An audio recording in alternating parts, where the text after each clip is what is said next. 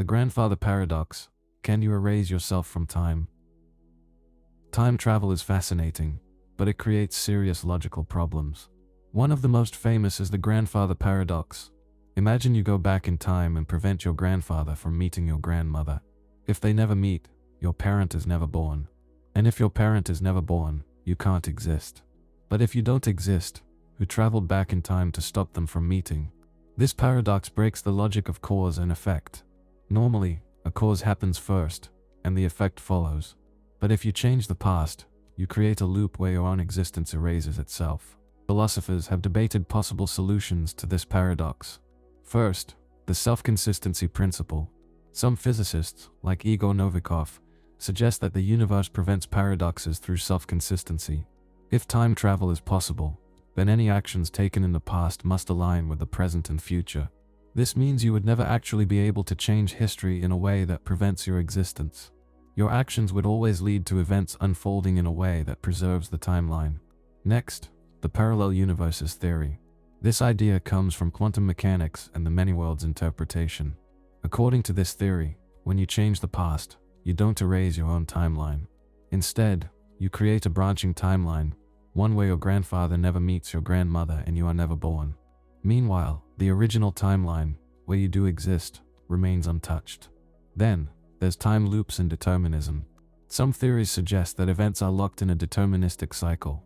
If time loops exist, then anything you attempt to change in the past was already accounted for in the original timeline. In other words, every action you take in the past was always meant to happen, meaning you are destined to travel back but never truly change the outcome.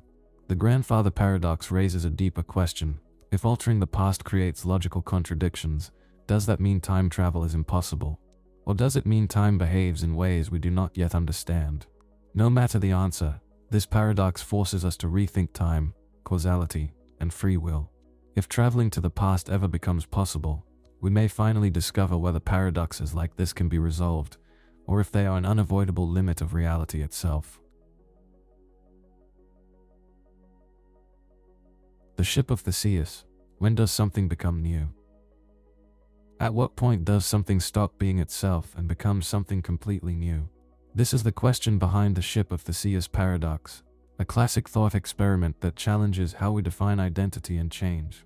Imagine an ancient ship, cherished by its people and carefully maintained for generations. Over time, its wooden planks start to rot, and one by one, they are replaced with identical new ones.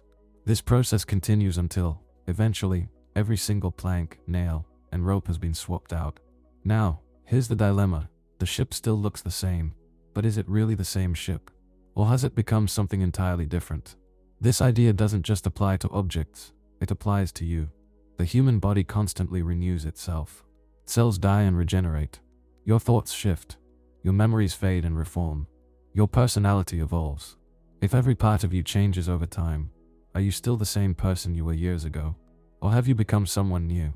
Some argue that identity is about continuity, not individual parts. As long as change happens gradually, the ship remains the ship of Theseus, just like a person remains the same despite physical and mental transformations. Others disagree. They say that once every part has been replaced, the original no longer exists. What's left is only a replica. The paradox gets even stranger when we ask, what if we took all the old, discarded pieces and rebuilt them into a second ship? Now, which one is the real ship of Theseus? The one that stayed intact but changed over time, or the one made from the original parts?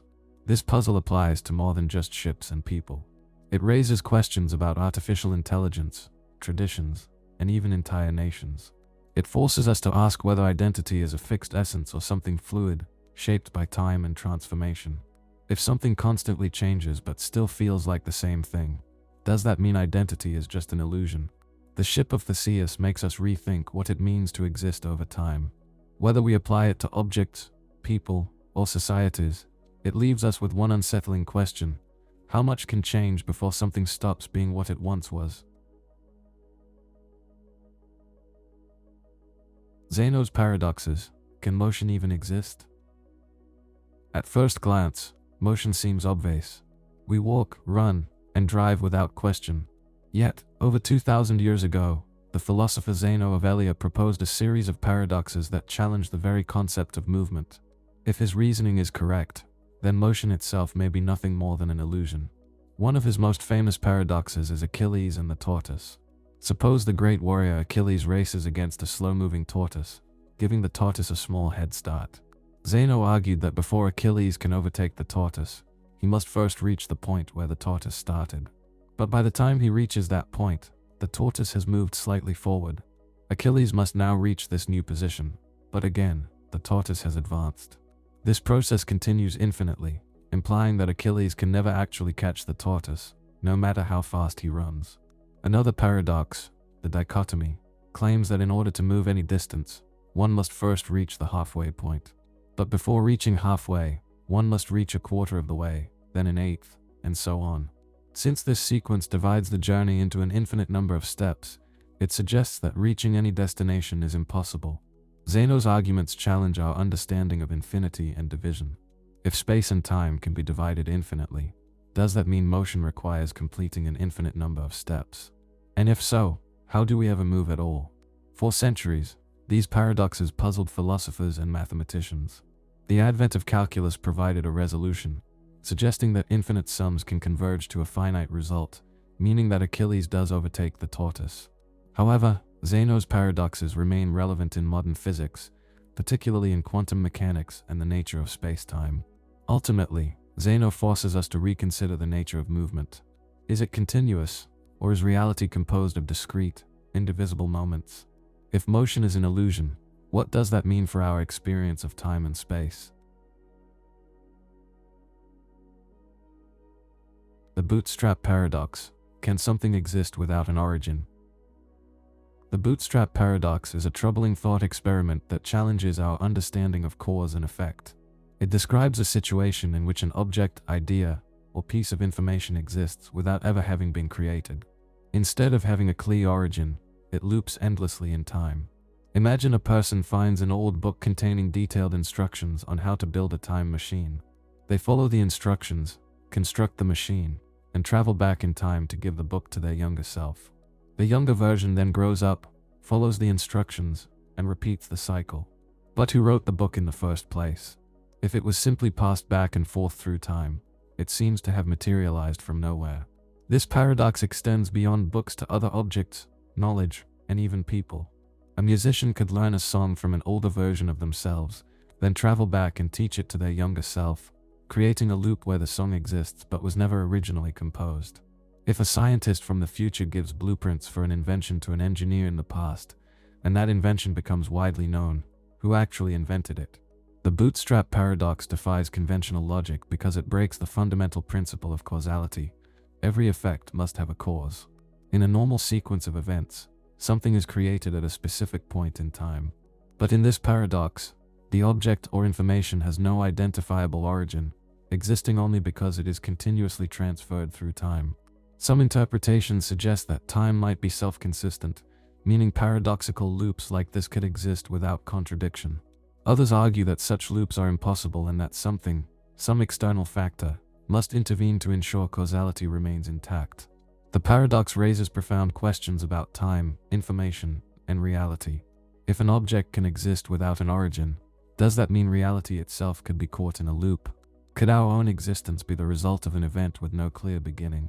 And if so, is there ever a true source of anything? The Omnipotence Paradox. Can an all-powerful being create a rock it cannot lift? The Omnipotence Paradox is a famous question in philosophy. It challenges the very idea of unlimited power. The question is simple. If an all-powerful being exists, can it create a rock so heavy that even it cannot lift it? If the answer is yes, then there is something the being cannot do, which is lift the rock. If the answer is no, then there is something the being cannot do, which is create the rock. Either way, it seems there is a limit to its power. This creates a contradiction, which challenges the idea of true omnipotence. For centuries, philosophers and theologians have debated this paradox. It raises deep questions about logic, power, and the nature of a supreme being. One major question is whether omnipotence includes the ability to do logically impossible things. Can an all-powerful being create a square circle? Can it make 2 + 2 = 5? Some argue that true omnipotence means the ability to do anything that is logically possible, but not actions that contradict themselves. By this logic, the rock paradox is meaningless because it creates an impossible situation. Others believe the paradox is only a language trick. They argue that omnipotence means being able to do all possible things. Asking if an all-powerful being can limit itself is like asking if it can stop being all-powerful. It is just playing with words rather than exposing a real flaw. The paradox also raises bigger questions. Can an all-powerful being impose limits on itself? If it does that mean it is no longer truly omnipotent? Or does having the power to limit itself still count as unlimited power? Ultimately, the omnipotence paradox forces us to rethink what power really means. Does true omnipotence require the ability to perform the impossible?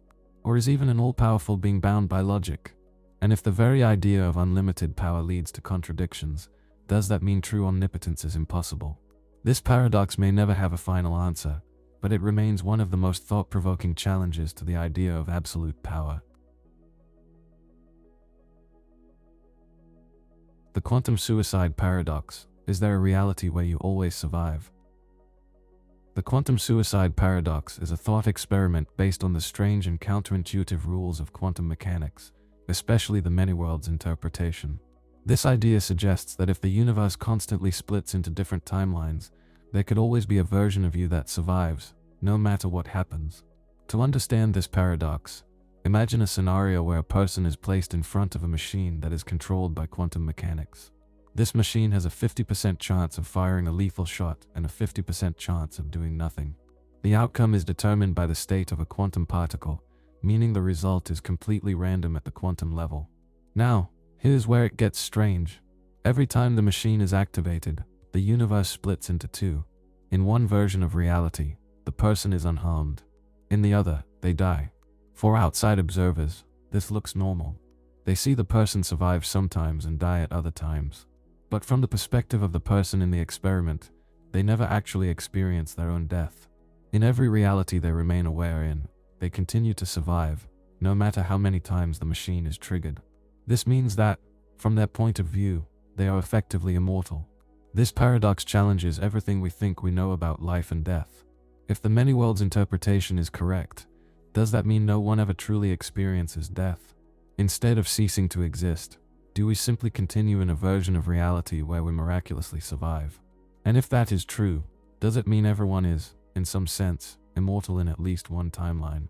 The quantum suicide paradox raises deep philosophical and ethical questions. If infinite versions of us exist, what does that mean for our identity? If we always continue in some reality, does death even matter? And if we are trapped in an endless series of survivals, does it mean we are doomed to exist forever? The implications of this paradox go far beyond physics. They force us to rethink what it means to be alive, and what it truly means to die. The observer effect. Does seeing change what is seen? In everyday life, observing something seems passive. We watch events happen without interfering. But in quantum mechanics, the observer effect suggests that the mere act of looking at something can change it. This idea raises deep questions about reality and whether anything can exist independently of observation. A famous example of this is the double-slit experiment. In this experiment, scientists fire tiny particles, such as electrons or photons, at a barrier with two narrow openings called slits. If no one measures which slit a particle passes through, it behaves like a wave, spreading out and creating an interference pattern on a detection screen. But when scientists place a measuring device to check which slit the particle goes through, something strange happens. The particle no longer behaves like a wave. Instead, it behaves like a solid object, going through just one slit and destroying the interference pattern. This means that the act of measuring the particle changes its behavior. It is as if the particle somehow knows that it is being observed. This challenges the way we normally think about objects. In classical physics, things have definite properties whether we look at them or not. But in quantum mechanics, particles exist in multiple possible states at the same time. This is called superposition. They only choose a definite state when they are observed. But what does this mean outside of quantum physics? Could reality itself depend on being observed? This paradox has led to many interpretations. Some suggest that consciousness plays a role in shaping reality. This would mean that without observers, the universe itself might not exist in any definite form. Others believe that observation does not actually change reality but simply reveals an outcome that was already determined. One of the most well-known interpretations of quantum mechanics is the Copenhagen interpretation. It suggests that reality remains undefined until it is measured. Another interpretation, called the many worlds theory, suggests that all possible outcomes still exist, just in separate branches of reality. The implications of the observer effect go beyond physics. They touch on deep philosophical questions. If observing something changes it, does that mean reality is connected to our perception? Is an unobserved world real in any meaningful way? Or does existence require an observer? And if consciousness affects reality, how far does this connection go? This paradox forces us to rethink our understanding of the physical world. If observation shapes reality, then what does that say about existence itself? Is reality something external and objective, or does it only take form when we look at it? The simulation paradox. If we could be in a simulation, how would we know? What if everything you see and feel, your thoughts, your memories, even the entire universe, is nothing more than a highly advanced simulation? The simulation paradox asks whether we could ever truly tell the difference between a simulated reality and an actual one, or if we are forever trapped inside an illusion we cannot perceive. This idea became widely known through philosopher Nick Bostrom's simulation hypothesis. He suggests that a highly advanced civilization could create simulated worlds so realistic that the conscious beings inside them would have no idea they were simulated. If such a civilization existed and ran multiple simulations, then the number of simulated realities would far outnumber the original, real world. That means, statistically, it is more likely that we are in a simulation than in the original, base reality. If that is true, how would we ever know? Some physicists believe there may be clues hidden in the laws of physics. They suggest that glitches in the fabric of reality, such as strange patterns in cosmic radiation or fundamental limits on how much information the universe can process, could be signs that we are inside a programmed environment. Others argue that consciousness itself might function like software, running on an unknown system we can never directly observe. In that case, our sense of free will and individuality could just be part of the program. But here's the paradox. If we are in a simulation, then everything we experience, everything we measure, and everything we try to test is happening inside the simulation.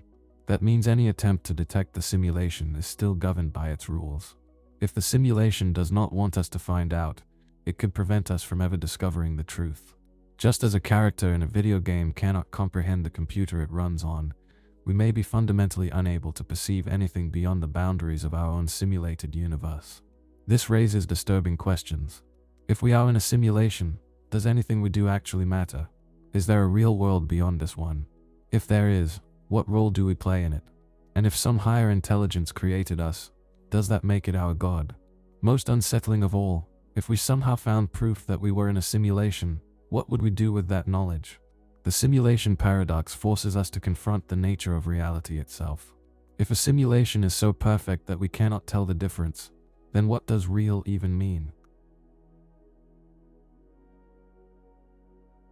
The identity paradox. Are you the same person you were a year ago? What does it mean to be you? At first, the answer seems obvious. You are the same person you were yesterday, last year, or even a decade ago. But upon closer examination, the identity paradox reveals that personal identity is far from simple. If everything about you changes over time, at what point do you stop being the same person?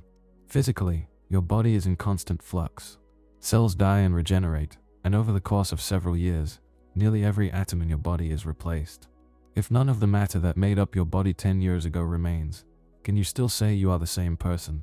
Or have you become an entirely new being while retaining the illusion of continuity? The paradox extends beyond the physical and into the mental. Your thoughts, beliefs, memories, and desires shift with time. The way you think and feel today may be completely different from how you thought and felt in the past. If identity is based on memory, what happens when memories fade or are altered?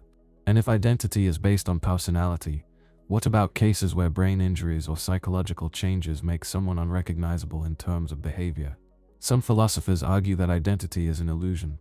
They suggest that what we call self is nothing more than a constantly shifting stream of experiences with no core essence. Others believe that identity persists because of continuity. They claim that as long as changes occur gradually and not all at once, a person remains the same. But this raises another issue. If someone were instantly cloned, with all their memories and personality traits intact, which one would be the real version? The identity paradox forces us to rethink the nature of the self. If everything about you, physically and mentally, evolves over time, what is it that remains constant? Are we truly the same person throughout our lives, or is personal identity just an illusion we create to maintain a sense of continuity? The paradox of the mind. Is consciousness an illusion? Few things feel as undeniable as consciousness. The experience of thinking, feeling, and being aware seems fundamental to existence. Yet, the paradox of the mind challenges this assumption by asking whether consciousness is real or merely an illusion produced by the brain. At its core, the paradox arises from the hard problem of consciousness. Why and how does subjective experience emerge from physical processes? The brain consists of neurons firing electrical signals, following the laws of physics and chemistry. But nothing about these interactions seems to explain why we experience thoughts, emotions, and sensations. Could consciousness simply be a byproduct of biological computation, or is it something deeper? Some philosophers argue that consciousness is an illusion, a trick of evolution that gives us the false sense of an inner self. This view, known as eliminative materialism, suggests that just as science has replaced outdated notions like vitalism, the idea of a life force, it may one day reveal that consciousness is nothing more than a useful fiction. From this perspective, what we call experience is simply the brain processing information in a way that creates the appearance of awareness. On the other hand, some theories propose that consciousness is a fundamental property of the universe, not reducible to neural activity. Panpsychism, for example, suggests that consciousness is woven into the fabric of reality, existing even at the level of elementary particles. If true, this would mean that the mind is not an illusion but an intrinsic aspect of existence itself. The paradox forces us to ask unsettling questions. If consciousness is an illusion, who or what is being deceived? If it is real, why does it seem so different from everything else in the physical world? And if we ever fully understood the nature of consciousness, would that change our sense of self? Ultimately, the paradox of the mind highlights the biggest mystery of all, our own awareness. Whether consciousness is a fundamental truth or an elaborate illusion, it remains the most perplexing aspect of human existence. The perception paradox. Is reality real if no one perceives it? Reality seems objective. An external world exists regardless of whether we observe it. But the perception paradox questions whether reality can exist independently of perception or if it is fundamentally tied to the observer. One of the earliest versions of this paradox is captured in the famous question, if a tree falls in a forest and no one is around to hear it, does it make a sound? The obvious answer seems to be yes. Sound is simply vibrations in the air, and the tree falling would produce them whether or not anyone is present. But without an observer, does sound truly exist? Or is it just an interpretation of physical events processed by a conscious mind? Quantum mechanics deepens this paradox. The Copenhagen interpretation suggests that at the fundamental level, particles do not have definite properties until they are observed. Until then, they exist in a superposition of states, meaning reality itself remains undefined until measured. If this is true, then the very nature of the universe might be dependent on observation, making reality inseparable from perception. Idealist philosophers, such as George Berkeley, argued that reality consists only of perceptions. In his view, to be is to be perceived. Objects exist only as long as they are experienced by a mind. If no one perceives something, it does not exist in any meaningful way. This idea is unsettling because it implies that the world is not an external, independent entity but something that only comes into being when observed. On the other hand, realism maintains that the universe is objective and exists regardless of perception. A mountain does not vanish just because no one is looking at it, and physical laws operate independently of human awareness. But if this is true, then why does quantum mechanics suggest observation plays a role in shaping reality? The perception paradox forces us to reconsider what it means for something to be real. Is reality an independent structure, or is it something constructed by our minds? And if perception plays a fundamental role in defining existence, can we ever truly know what the world is like when no one is looking? The forgotten existence paradox. If something is never observed, did it ever exist at all? Imagine something exists, but no one ever sees it, senses it, or records it. If no consciousness ever becomes aware of it, can we meaningfully say it existed? This is the essence of the forgotten existence paradox, a thought experiment that questions whether existence requires acknowledgement. At first, the answer seems simple. Of course, something can exist without being observed. A distant planet orbiting a star in another galaxy doesn't need human awareness to be real. But this assumption becomes fragile when we consider the role of observation in shaping reality. In quantum physics, particles exist in multiple states simultaneously until measured. This suggests that, at the most fundamental level, things might not exist in a definite state unless observed. This idea resonates with George Berkeley's idealism, which argued that existence is tied to perception. If no mind perceives an object, it might as well not exist. Berkeley resolved this by invoking the idea of God as the ultimate observer. Everything persists because it is always observed by an infinite consciousness. But without such an observer, is there any meaningful distinction between something that is never perceived and something that never existed? The paradox extends to forgotten memories and lost histories. If entire civilizations rise and fall without leaving any trace, did they truly exist in any meaningful way? Or does existence require some form of persistence, whether in memory, record, or conscious recognition? This paradox forces us to confront the limits of human understanding. Reality might be far vaster than what we can perceive, but if parts of it are forever inaccessible, are they part of reality at all? And if existence is tied to observation, what does that say about the nature of reality itself? The Teletransportation Paradox. If you teleport, are you still you? Imagine stepping into a teleportation machine. It scans every atom in your body, transmits that information across space, and reconstructs you perfectly at a distant location. The new version has your memories, personality, and physical structure, but is it really you, or just an identical copy? The Teletransportation Paradox raises deep questions about identity and continuity. If the machine works by destroying the original version of you before reassembling you elsewhere, does that mean you died and a copy took your place? If the process were painless and seamless, you might feel as if nothing changed. But from an outside perspective, would the original version of you still be gone? This paradox is closely related to the ship of Theseus problem, but with an unsettling twist. Instead of gradual change, teleportation requires complete destruction and recreation in an instant. If replacing your cells over time doesn't change who you are, does it matter if the process happens all at once? Or is there something about continuous existence that makes personal identity different from mere physical structure? The paradox becomes even more troubling when considering duplication. What if, instead of destroying the original, the teleportation machine simply creates a second version of you at the destination, while leaving the original intact? Now there are two identical versions of you, both believing they are the same person. But can two separate individuals truly be one and the same? Some philosophers argue that what matters is psychological continuity.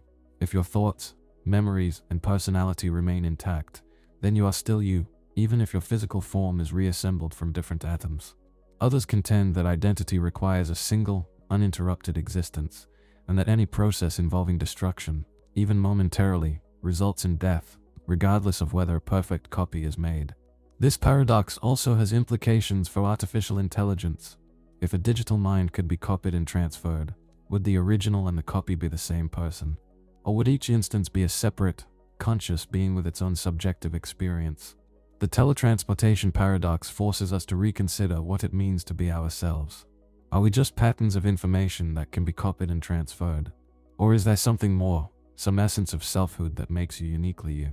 If identity can be duplicated, then what truly defines who we are?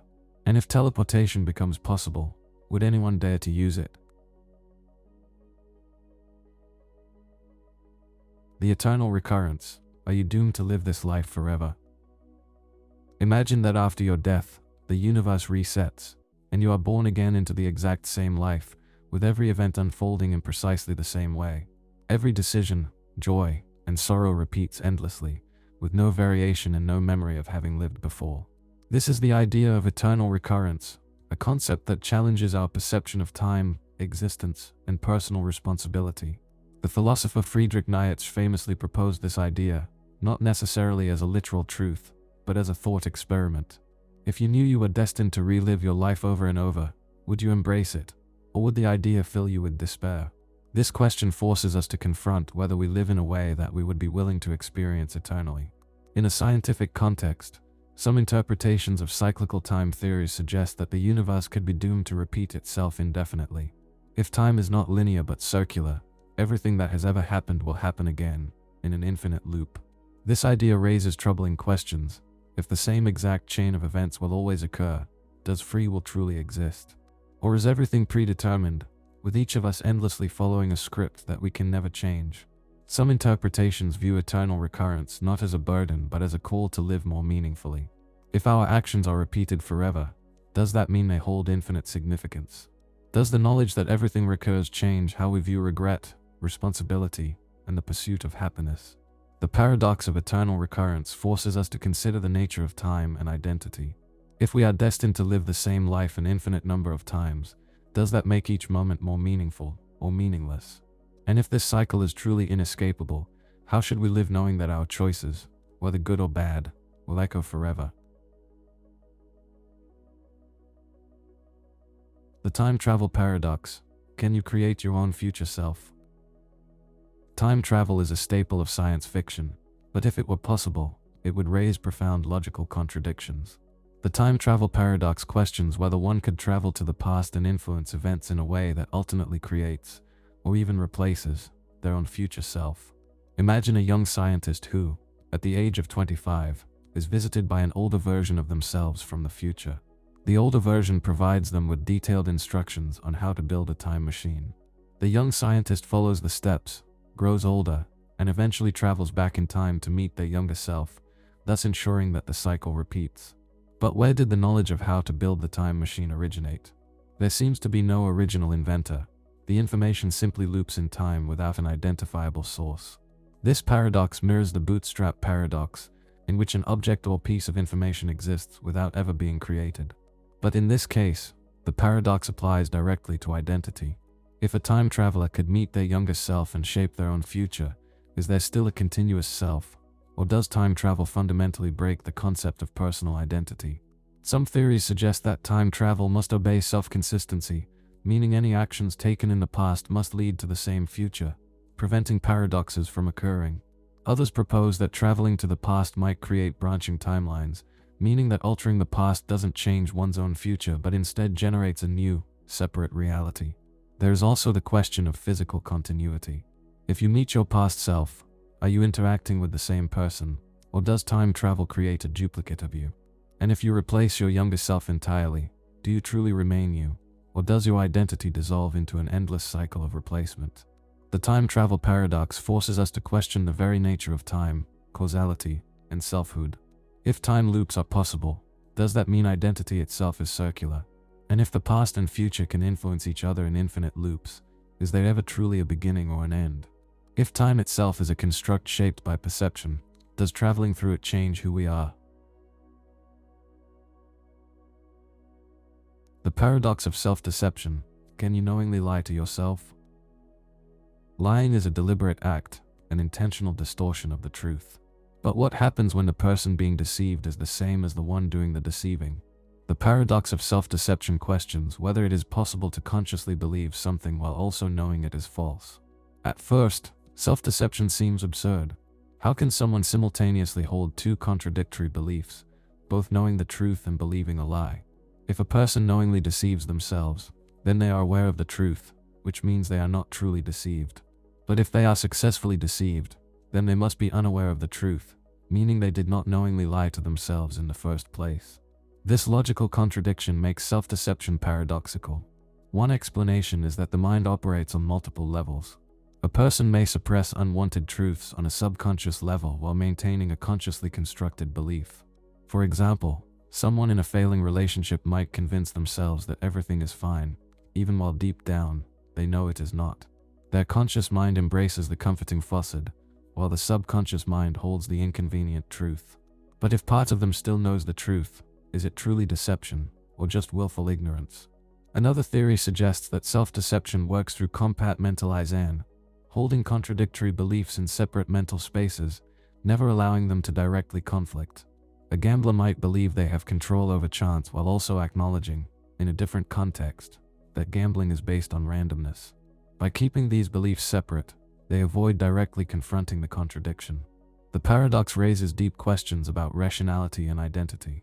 If we can deceive ourselves, who is the real self, the one telling the lie or the one believing it?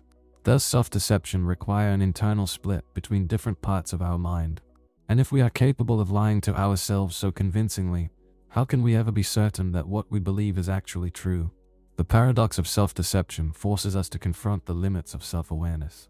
If we can both know and deny the truth at the same time, does that mean reality itself is shaped by our willingness to believe in illusions? The reverse time paradox. If time can be reversed, can we fix the past? Time is often thought of as a one-way street, flowing from past to present to future. But what if time could be reversed? Would that mean we could undo past mistakes, relive moments, or even alter history? The reverse time paradox questions whether reversing time would truly change anything, or if it would trap us in an inescapable loop. In physics, the laws of motion work the same whether time moves forward or backward.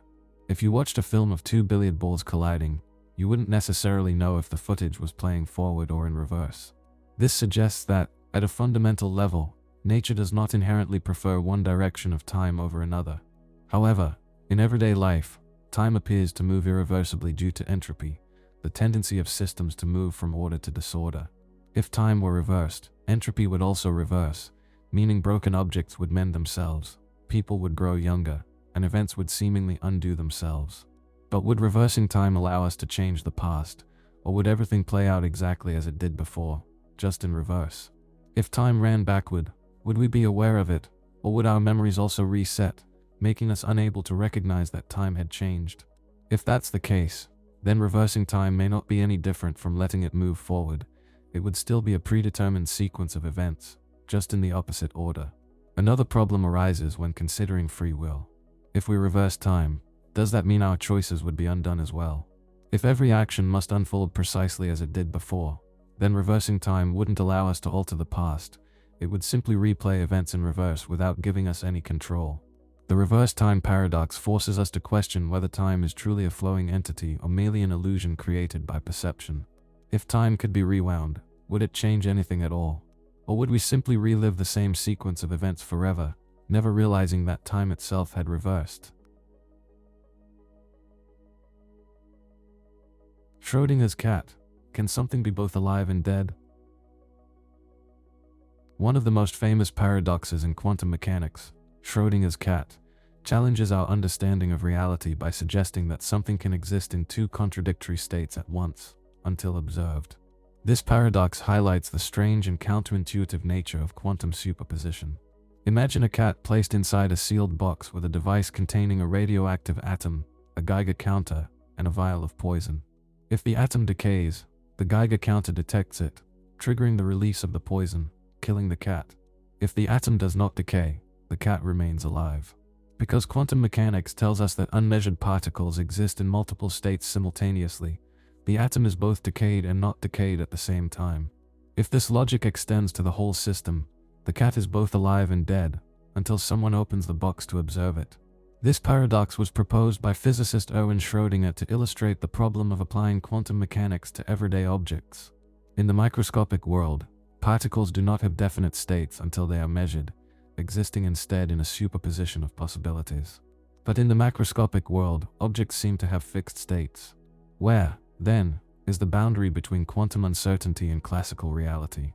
Some interpretations of quantum mechanics suggest that observation collapses the wave function, forcing the cat into one definite state, either alive or dead. Others propose that both possibilities remain real but split into separate universes, meaning there is one reality where the cat lives and another where it dies. The paradox raises deep philosophical questions about the role of observation in defining reality. If things exist in multiple states until observed, does that mean the act of measurement actively determines reality?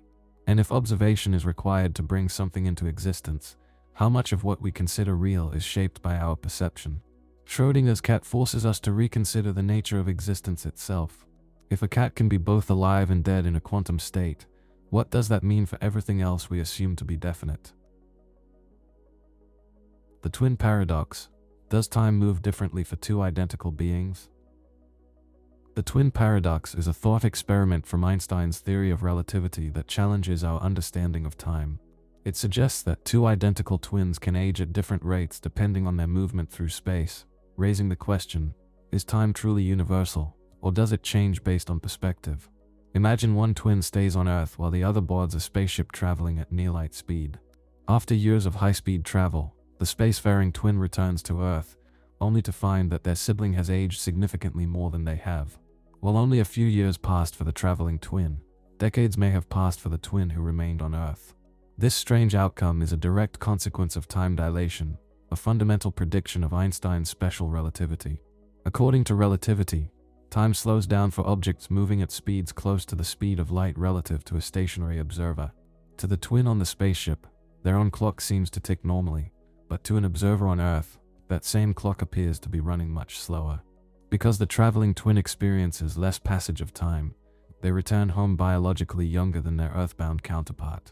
At first, the paradox seems to go both ways. Shouldn't the traveling twin also see the earthbound twin as moving relative to them, experiencing the same time dilation? However, the key difference is acceleration. The twin on the spaceship undergoes acceleration when turning around to return to Earth, breaking the symmetry. This acceleration places them in a different frame of reference, explaining why the traveling twin actually experiences less time than the one who remains stationary. The twin paradox has been confirmed through experiments using precise atomic clocks. When synchronized clocks are flown around the world on fast-moving jets, they return slightly behind their stationary counterparts, proving that motion affects time. This paradox forces us to rethink time as something flexible rather than fixed. If time can flow at different rates depending on motion and gravity, does that mean our perception of time is just an illusion? And if aging can be slowed by speed, could traveling near the speed of light one day be a key to extending human life? The omniscience paradox. Can a being know something it chooses not to know? Omniscience, the ability to know everything, is often considered a defining trait of an all-powerful being. But the omniscience paradox questions whether such unlimited knowledge is logically possible. Can a being that knows everything also choose to be ignorant of something? If it can, then there is something it does not know. But if it cannot, then its knowledge is not truly unlimited. This paradox is closely related to the idea of free will and self-limitation. If an omniscient being exists, it would already know every choice it will ever make. But if its choices are predetermined by its perfect knowledge, does it truly have free will? Can it deliberately unknow something to make an unbiased decision? If it can, then its omniscience is incomplete. If it cannot, then it seems trapped by its own knowledge, unable to act freely. Another version of the paradox asks whether an omniscient being can learn something new. If it already knows everything, there should be nothing left to discover. But if learning is impossible, then there are experiences it cannot have, such as the process of gaining knowledge itself. Would that mean omniscience is a limitation rather than a power? Some philosophers argue that omniscience does not require self-contradiction. Instead, it means having access to all knowledge rather than being actively aware of all information at every moment. Under this view, an omniscient being could still choose to ignore something without ceasing to be all-knowing, much like how a person can momentarily ignore a fact they already understand. But others argue that this interpretation dilutes the meaning of omniscience. If something can be ignored, then it is not truly known in all possible ways. The omniscience paradox forces us to reconsider the nature of knowledge itself. Is it possible to know everything and still have freedom of choice? If unlimited knowledge leads to unavoidable conclusions, does that mean true omniscience is an inescapable loop rather than an ultimate power? The infinite regress paradox. Does every answer lead to another question? When we ask a question, we expect an answer. But what happens when every answer leads to another question, creating an endless chain of explanations? The infinite regress paradox challenges our ability to reach ultimate truth by suggesting that every explanation requires a deeper explanation, forever. Consider the classic question, why does the universe exist? One possible answer is that it was created by a fundamental law of physics. But then we must ask, why does that law exist? If the law was caused by something else, we must then ask what caused that cause, and so on. At no point do we arrive at a final unquestionable answer. Each explanation only shifts the problem one step backward. This paradox appears in philosophy, science, and logic. In epistemology, for example, it raises the issue of how we justify knowledge. If we claim to know something, we must justify it with reasoning. But that reasoning must also be justified, which itself requires another justification. If this process never stops, then how can we claim to truly know anything? There are a few possible resolutions. Some argue for a foundationalist approach, where there are basic, self-evident truths that require no further justification. Others suggest that knowledge is justified by coherentism, meaning that beliefs support each other in a circular but consistent way. Meanwhile, infinitists argue that an infinite chain of explanations may not be a problem at all. Perhaps truth is always deeper than we can grasp. The infinite regress paradox forces us to consider whether ultimate answers exist. If every explanation leads to another question, does that mean true knowledge is forever out of reach? Or is there a fundamental stopping point, a truth so basic that it requires no further justification? The future paradox. Does the future already exist? We experience time as a flow from past to present to future, but is the future truly open and undetermined, or does it already exist, waiting to unfold? The future paradox questions whether the future is something we create through choices or if it is already set, merely waiting for us to experience it. In everyday life, we assume that the future has not yet happened. We believe we make decisions freely and that our choices shape what comes next. However, certain interpretations of physics suggest that the future might already be fixed, just as real as the past and present. Einstein's theory of relativity introduced the idea of a block universe, where time is not a flowing entity but a static, four-dimensional structure. In this view, past, present, and future all exist simultaneously. Our perception of time moving is just an illusion. If true, this means that everything that will ever happen has already happened, and we are simply experiencing it in sequence. This idea conflicts with our sense of free will. If the future already exists, then every choice we think we are making is predetermined, and we are merely following a script. But if the future does not exist yet, then what causes it to come into being? If the past is fixed, why should the future be any different? Quantum mechanics complicates this paradox further. Some interpretations, such as the many worlds theory, suggest that every possible future exists, branching into infinite possibilities. In this view, the future is not a single, fixed entity but a constantly diverging web of realities, shaped by probabilities and quantum events. However, if all possible futures exist, does that mean free will is just the process of experiencing one predetermined path among many? The future paradox forces us to question whether time is an unfolding process or a completed structure we are simply moving through. If the future is already set, do we truly make choices? And if the future does not yet exist, what mysterious force brings it into reality at each passing moment? The last Thursdayism paradox. Can you prove the universe wasn't created last Thursday? How do we know the past truly happened? What if everything, including our memories, history, and even the physical evidence of an ancient universe, was created just last Thursday? The last Thursdayism paradox questions whether we can ever be certain that reality existed before our most recent conscious experience. At first, this idea seems absurd. We remember childhood, history books document past events, and geological evidence suggests Earth is billions of years old. But if the universe had been created last Thursday, complete with all those memories, records, and artifacts already in place, how would we know? The paradox suggests that our perception of an extended past could be an illusion, artificially implanted at the moment of creation. This concept is related to solipsism and philosophical skepticism, which question whether we can ever truly verify reality beyond our own consciousness. In essence, the paradox highlights that the age of the universe is unfalsifiable. No experiment can definitively prove that everything wasn't created recently with the appearance of history. The paradox also echoes Bishop Berkeley's idealism, which suggests that reality is defined by perception. If everything we experience is based on memory and observation, and those can be fabricated at the moment of creation, then there is no meaningful way to distinguish a universe that has existed for billions of years from one that was created last Thursday with preloaded memories. However, some argue that the simplest explanation is that the universe has existed continuously. The principle of Occam's razor suggests that positing a fake past created last Thursday introduces unnecessary complexity. But while this may be the most reasonable assumption, the paradox remains unsolved. If our memories can be fabricated at the moment of creation, how can we ever be sure they represent a real past? The last Thursdayism paradox forces us to confront the limits of what we can truly know. If we cannot prove the past beyond our own memories and records, does that mean reality is only as old as our last conscious moment? And if that's the case, could the universe be resetting every single instant, without us ever knowing? The nothingness paradox. Can nothing even exist? What would it mean for there to be nothing? At first, the idea seems simple. Nothing is the absence of everything. But the nothingness paradox questions whether true nothingness is even possible, or if the very concept is self-contradictory.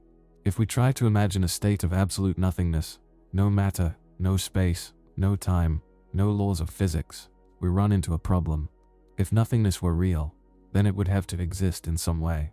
But if nothingness exists, then it is something, not nothing. This contradiction suggests that true nothingness is impossible because the mere fact of its existence makes it not nothing. This paradox leads to one of the biggest philosophical and scientific mysteries. Why is there something rather than nothing? If the universe came from nothing, how did it transition from non-existence to existence? If something has always existed, then absolute nothingness was never possible in the first place. Quantum mechanics complicates the issue further. In modern physics, the concept of a vacuum, a region with no matter, still contains fluctuating energy due to quantum effects. Even in the absence of particles, the quantum vacuum is not truly empty. If physical reality cannot reach a state of absolute nothingness, does that mean nothing is an illusion? Some philosophers argue that nothingness is an incoherent idea, much like a square circle. Others suggest that nothingness could only be meaningful if there were no one around to conceive of it, an impossibility, since the very act of discussing it acknowledges that something does exist. The nothingness paradox forces us to reconsider our assumptions about existence. If true nothingness is impossible, does that mean existence is fundamental?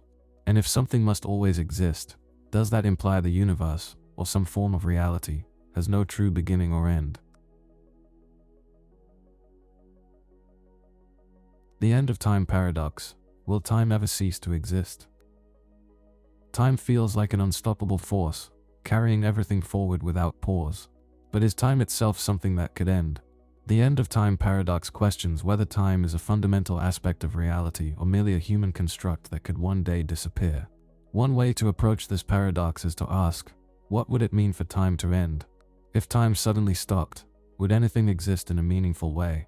Without the passage of time, no events could occur. There would be no movement, no change, no thought. But if nothing can happen without time, how could we even recognize that time had ended? Would we simply cease to exist along with it? Some physicists suggest that time is an emergent property rather than a fundamental one. In certain interpretations of quantum mechanics and relativity, time does not exist as an independent entity but as a relationship between events. If this is true, then time could end if the universe reaches a state where no more change is possible. The concept of heat death, for example, predicts that the universe will eventually reach maximum entropy, where all energy is evenly distributed and no useful work can be done. In such a scenario, time might continue to exist mathematically, but nothing new would ever happen again, effectively making time meaningless.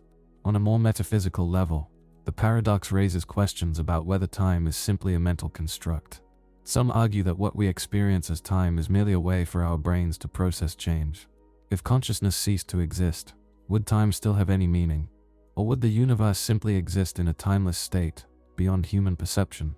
The end of time paradox forces us to reconsider our assumptions about reality. Is time something real and external, or just a concept imposed by our minds? If time can end, does that mean existence itself must end with it? Or could there be something beyond time, something eternal and unchanging, that lies outside our understanding?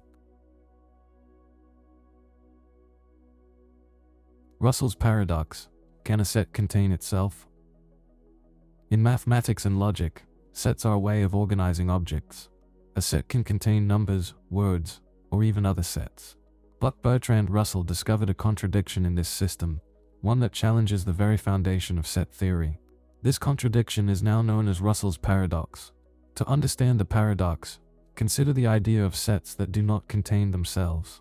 For example, the set of all books does not contain itself because it is not a book.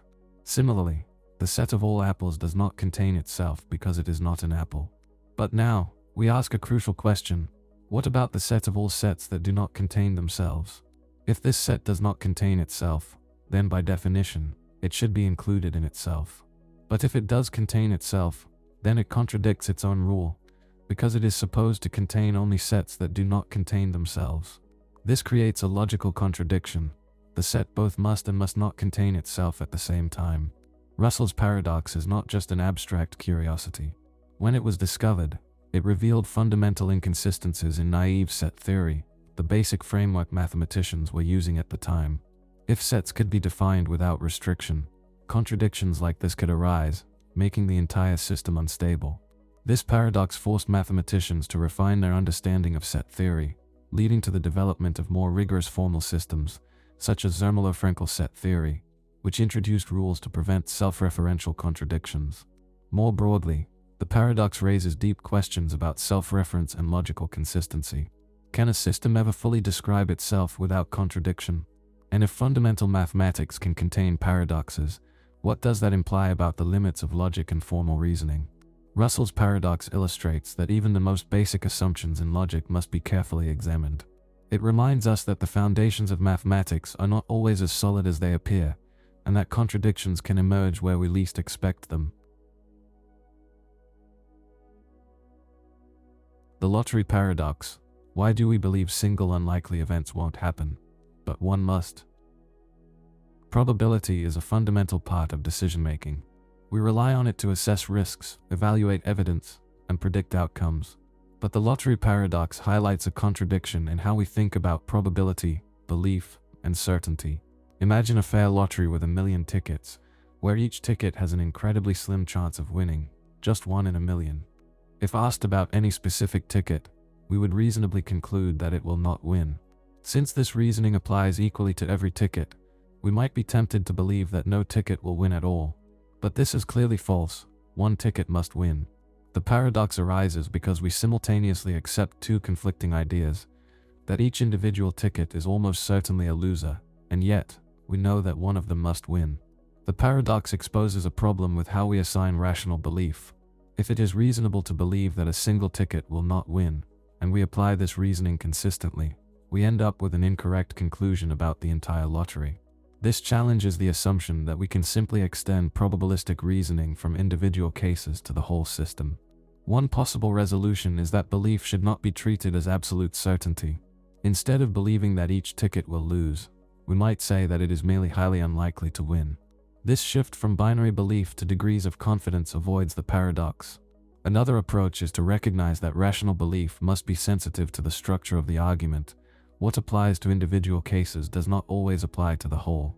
The lottery paradox highlights a broader issue in reasoning. It forces us to reconsider how we justify beliefs in uncertain situations. If we cannot trust simple probability-based reasoning in this case, what does that say about how we evaluate other forms of evidence? The paradox of inquiry. How can we seek knowledge if we don't know what to seek? Learning begins with questions. But how do we search for knowledge about something we do not yet understand? The paradox of inquiry, also known as Meno's paradox, raises a fundamental problem about how discovery is possible. The paradox originates from Plato's dialogue Meno, where Socrates examines the nature of knowledge. The issue is stated as follows: if we already know something, then we do not need to inquire about it. But if we do not know it at all, then how can we recognize the correct answer when we find it? In other words, how can we search for something if we have no idea what it is? This paradox challenges the assumption that knowledge can be acquired from a state of total ignorance. If we truly know nothing about a subject, how do we even begin to ask meaningful questions? But if we already know enough to ask questions, then we are not starting from complete ignorance after all. One resolution, proposed by Plato, is the idea that learning is actually recollection, that knowledge already exists within us in some form, and inquiry simply helps us recover it. Modern perspectives, however, approach the paradox differently. One response is that learning is an incremental process, starting with vague ideas or partial knowledge that guide further exploration. We may not know the full answer at the outset, but we recognize patterns, refine our understanding, and adjust our questions as we go. The paradox of inquiry reveals a deeper issue about knowledge and understanding. It suggests that the process of discovery is not about finding absolute truth in a single step, but about engaging in continuous refinement. It challenges us to reconsider what it means to know something and whether true knowledge is ever fully attainable. Hilbert's Hotel. Can a fully occupied infinite hotel always take more guests? Infinity is a counterintuitive concept, and few thought experiments illustrate its peculiar nature better than Hilbert's Hotel, proposed by the mathematician David Hilbert. This paradox challenges our understanding of what it means for something to be full when dealing with infinity. Imagine a hotel with an infinite number of rooms, each occupied by a guest. At first glance, this would suggest that no more guests can be accommodated. However, because the hotel is infinite, a clever rearrangement makes room for new arrivals. If a single new guest arrives, the manager can shift every current guest from room n to room n+1, freeing up room 1 for the new arrival. Even though the hotel was already full, it can still accommodate more guests.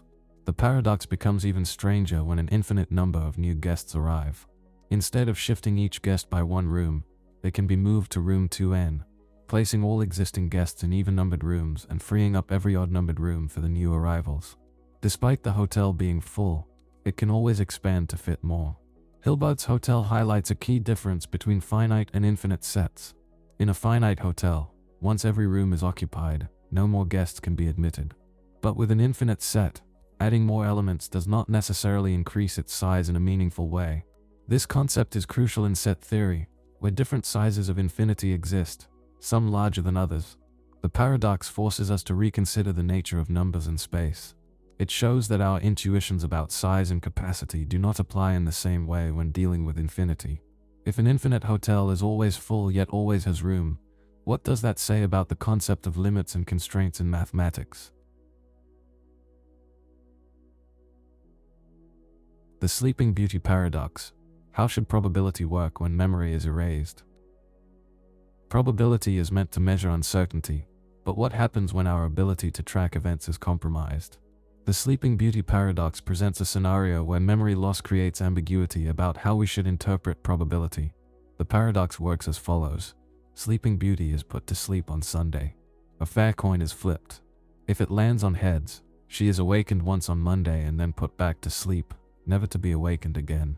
If it lands on tails, she is awakened on Monday and again on Tuesday, with her memory erased after each awakening. Since she has no memory of previous awakenings, each time she wakes up, she does not know whether it is Monday or Tuesday, or whether the coin landed on heads or tails. When she wakes up, she is asked, what is the probability that the coin landed on heads? There are two main answers to this question. The halfers argue that the probability should be 1/2, since the coin flip is fair, and the number of awakenings does not change the fact that there was a single random event. The thirders, however, argue that the probability should be 1/3, since Sleeping Beauty finds herself awake in one of three possible situations. 1. Monday, heads. 2. Monday, tails. 3. Tuesday, tails. Only one of these corresponds to heads, making its probability 1/3. This paradox challenges how we interpret probability in cases where repeated observations are possible but indistinguishable from one another. It raises questions about self-location uncertainty, the difficulty of assigning probabilities when an observer cannot distinguish between different instances of their own experience. The Sleeping Beauty Paradox forces us to reconsider what probability really means. Should probability reflect objective frequencies in a system, or should it be based on the perspective of the observer? And if memory loss can alter probability assignments, how do we determine what counts as a fair and unbiased assessment of reality? The Euthyphro dilemma. Is good good because God commands it, or does he command it because it's good? The nature of morality has been debated for centuries, and one of the most enduring challenges comes from Plato's Euthyphro dilemma.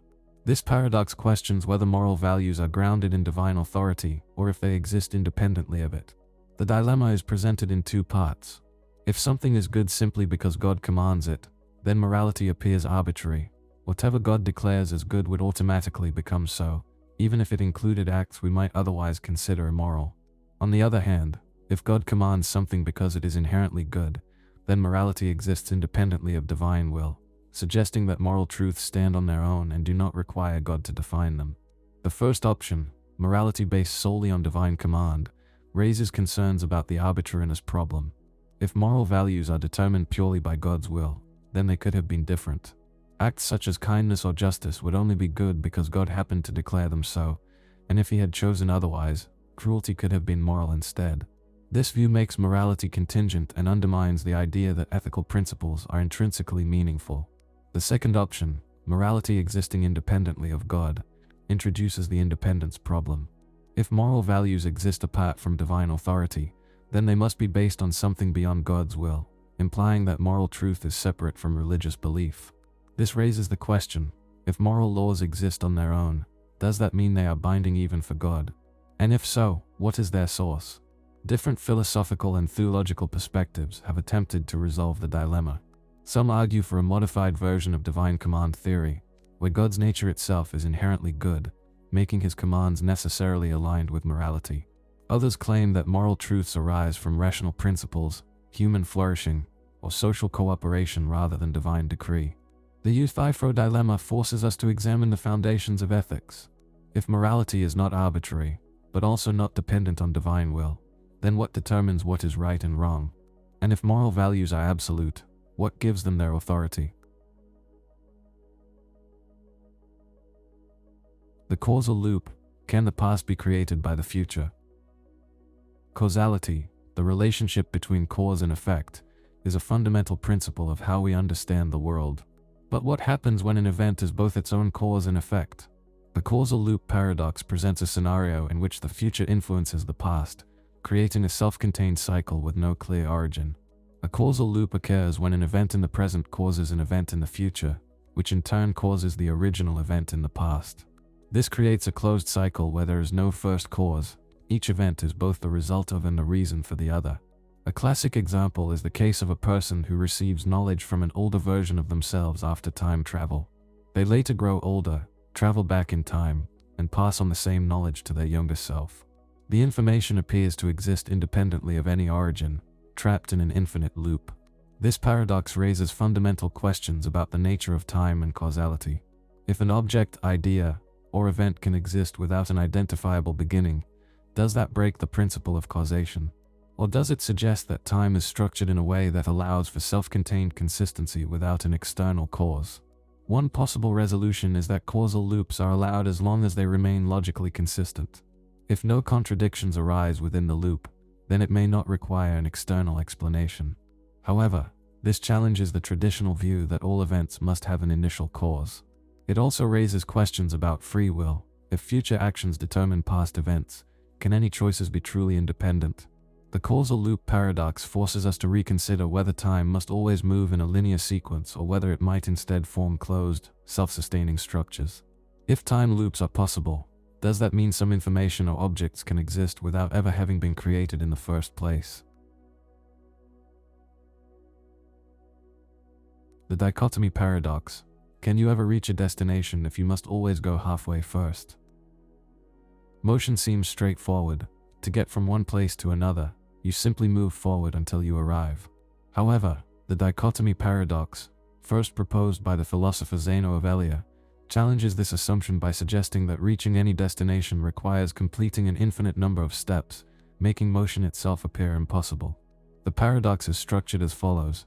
Before reaching a destination, you must first travel half the distance. After that, you must travel half of the remaining distance, then half of what remains, and so on. This process continues indefinitely, creating an infinite sequence of ever smaller distances that must be crossed. Since there are infinitely many steps to complete, it seems as though motion should never be able to finish. And yet, in reality, we move from place to place effortlessly. This paradox highlights a key issue in the concept of infinity. While the number of required steps is infinite, the total distance traveled is finite. The resolution comes from the mathematical concept of convergent series. Even though the sequence involves an infinite number of terms, the sum of those terms can still be finite. In the case of motion, the total distance is always a fixed, reachable value, meaning that an infinite process can be completed in a finite time. Beyond mathematics, the dichotomy paradox raises deeper philosophical questions about how we perceive motion and change. If space and time are continuous, how do we move smoothly rather than in discrete steps? And if motion is composed of infinitely divisible parts, does that mean reality itself has an underlying structure that is not directly visible? The dichotomy paradox reminds us that even the most intuitive concepts, such as movement, contain layers of complexity that challenge our understanding. It forces us to reconsider how we reconcile mathematical infinity with the physical world we experience. The free will paradox. If our choices are determined, can we be free? Free will is the idea that we make choices independently, free from external control. But if every event has a cause, and our thoughts and actions arise from prior conditions, can we truly be free? The free will paradox challenges the compatibility of human freedom with a world governed by deterministic laws. In a strictly deterministic universe, every action is the result of preceding events. Just as a falling rock follows the laws of physics, so too would human decisions, shaped by prior experiences, biology, and external influences. If our choices are merely the outcome of such factors, then they are not truly ours in the way we typically assume. Alternatively, some argue that randomness, such as quantum uncertainty, could allow for unpredictability in decision-making. However, randomness alone does not provide free will. If our choices were the result of pure chance rather than rational control, they would not be truly ours either. The paradox arises because both strict determinism and randomness seem to undermine the idea of genuine personal freedom. Some philosophers attempt to resolve this issue through compatibilism, which argues that free will and determinism can coexist. According to this view, freedom does not require absolute independence from causality but rather the ability to act according to one's own desires and reasoning, even if those desires themselves have prior causes. In contrast, libertarian free will suggests that humans have some form of agency that allows them to break free from causal chains, though this idea remains philosophically and scientifically contested. The free will paradox forces us to reconsider what it truly means to make a choice. If every decision is shaped by prior conditions, in what sense can we be responsible for our actions? And if free will is an illusion, how should that affect our views on morality, justice, and personal responsibility? Pascal's wager paradox. Is it rational to believe in God just in case? Belief in God is often treated as a matter of faith, but Blaise Pascal, a 17th century philosopher and mathematician, approached the question from a rational, decision-theoretic perspective. His argument, known as Pascal's wager, suggests that belief in God is the most pragmatic choice, even without certainty of God's existence. However, the reasoning behind this wager introduces paradoxical challenges. Pascal's argument is based on expected outcomes. If God exists and one believes, the reward is infinite, eternal happiness in the afterlife. If God does not exist, the loss from believing is minimal. Conversely, if one does not believe and God exists, the potential consequence is infinite suffering. If God does not exist and one does not believe, there is no ultimate consequence. From this perspective, belief in God appears to have the highest possible payoff, making it the rational choice. However, this reasoning raises several paradoxes. First, the many gods objection questions which deity one should believe in. Different religions propose different gods, and following one belief system might not align with the requirements of another. If multiple gods demand exclusive devotion, then Pascal's wager does not clearly indicate which belief is safest. Second, the wager assumes that belief is a matter of conscious choice. But can one genuinely choose to believe in something purely for practical reasons? If belief requires genuine conviction rather than strategic calculation, then feigned belief might not fulfill any divine criteria for reward. Lastly, some argue that the wager reduces faith to a risk-reward calculation, rather than a sincere engagement with spirituality. If belief is adopted merely as a bet, does it still hold religious or moral significance? The Pascal's wager paradox challenges the idea that belief can be purely pragmatic. It forces us to question whether faith can be approached like a mathematical gamble, and whether rationality alone is sufficient to justify religious commitment. The Fermi paradox. Where is everyone in the vast universe? The observable universe contains hundreds of billions of galaxies, each with billions of stars and likely even more planets. Given these vast numbers, it seems statistically inevitable that intelligent life should exist elsewhere. Yet, despite decades of searching, we have found no definitive evidence of extraterrestrial civilizations. This contradiction is known as the Fermi paradox. The paradox originates from a simple question reportedly asked by physicist Enrico Fermi. Where is everybody? If life is common, and if even a small fraction of civilizations develop advanced technology, then at least some of them should have spread across the galaxy. Given the age of the universe, even at sublight speeds, interstellar travel could allow a civilization to colonize vast regions of space in a relatively short period. But we see no signs of such expansion. There are several proposed resolutions. One possibility is that intelligent life is extraordinarily rare. While microbial life may be common, the transition to complex, intelligent beings could require highly specific conditions, making it an unusual outcome rather than an inevitable one. Another explanation is that advanced civilizations self-destruct before achieving widespread space travel, whether through war, resource depletion, or technological catastrophe. This idea, known as the Great Filter, suggests that there is a critical barrier that few, if any, civilizations manage to pass. Other theories propose that extraterrestrial life is deliberately avoiding contact. Civilizations might choose to remain hidden, either out of caution or because they have ethical reasons for not interfering with less advanced societies. Alternatively, they might communicate in ways we are not yet capable of detecting. The Fermi paradox raises profound questions about our place in the cosmos. If intelligent life is common, why do we see no evidence of it? And if it is rare, what does that imply about the future of humanity? Whether the answer points to isolation or hidden civilizations, resolving the paradox would reshape our understanding of life's place in the universe. The paradox of death. If you are dead, can you ever experience being dead? Death is often thought of as the absolute end of conscious experience. But if death entails the total absence of awareness, can it ever be something we experience? The paradox of death challenges our understanding of existence and non-existence by questioning whether death can be meaningfully conceived from the perspective of the one who dies. At the heart of the paradox is the idea that experience requires consciousness. While we can anticipate death and observe its effects on others, we cannot consciously experience being dead in the way we experience life. If death is truly the cessation of all awareness, then from a first-person perspective, it might be indistinguishable from never having existed at all. This suggests that there is no subjective state of being dead, only the transition from existence to non-existence. The paradox has roots in ancient philosophy. The Greek thinker Epicurus argued that death should not be feared because when we exist, death is not, and when death is, we do not exist. From this perspective, death is not an experience but rather the absence of experience itself. However, this raises further questions. If non-existence before birth was not something we experienced, why should non-existence after death be any different?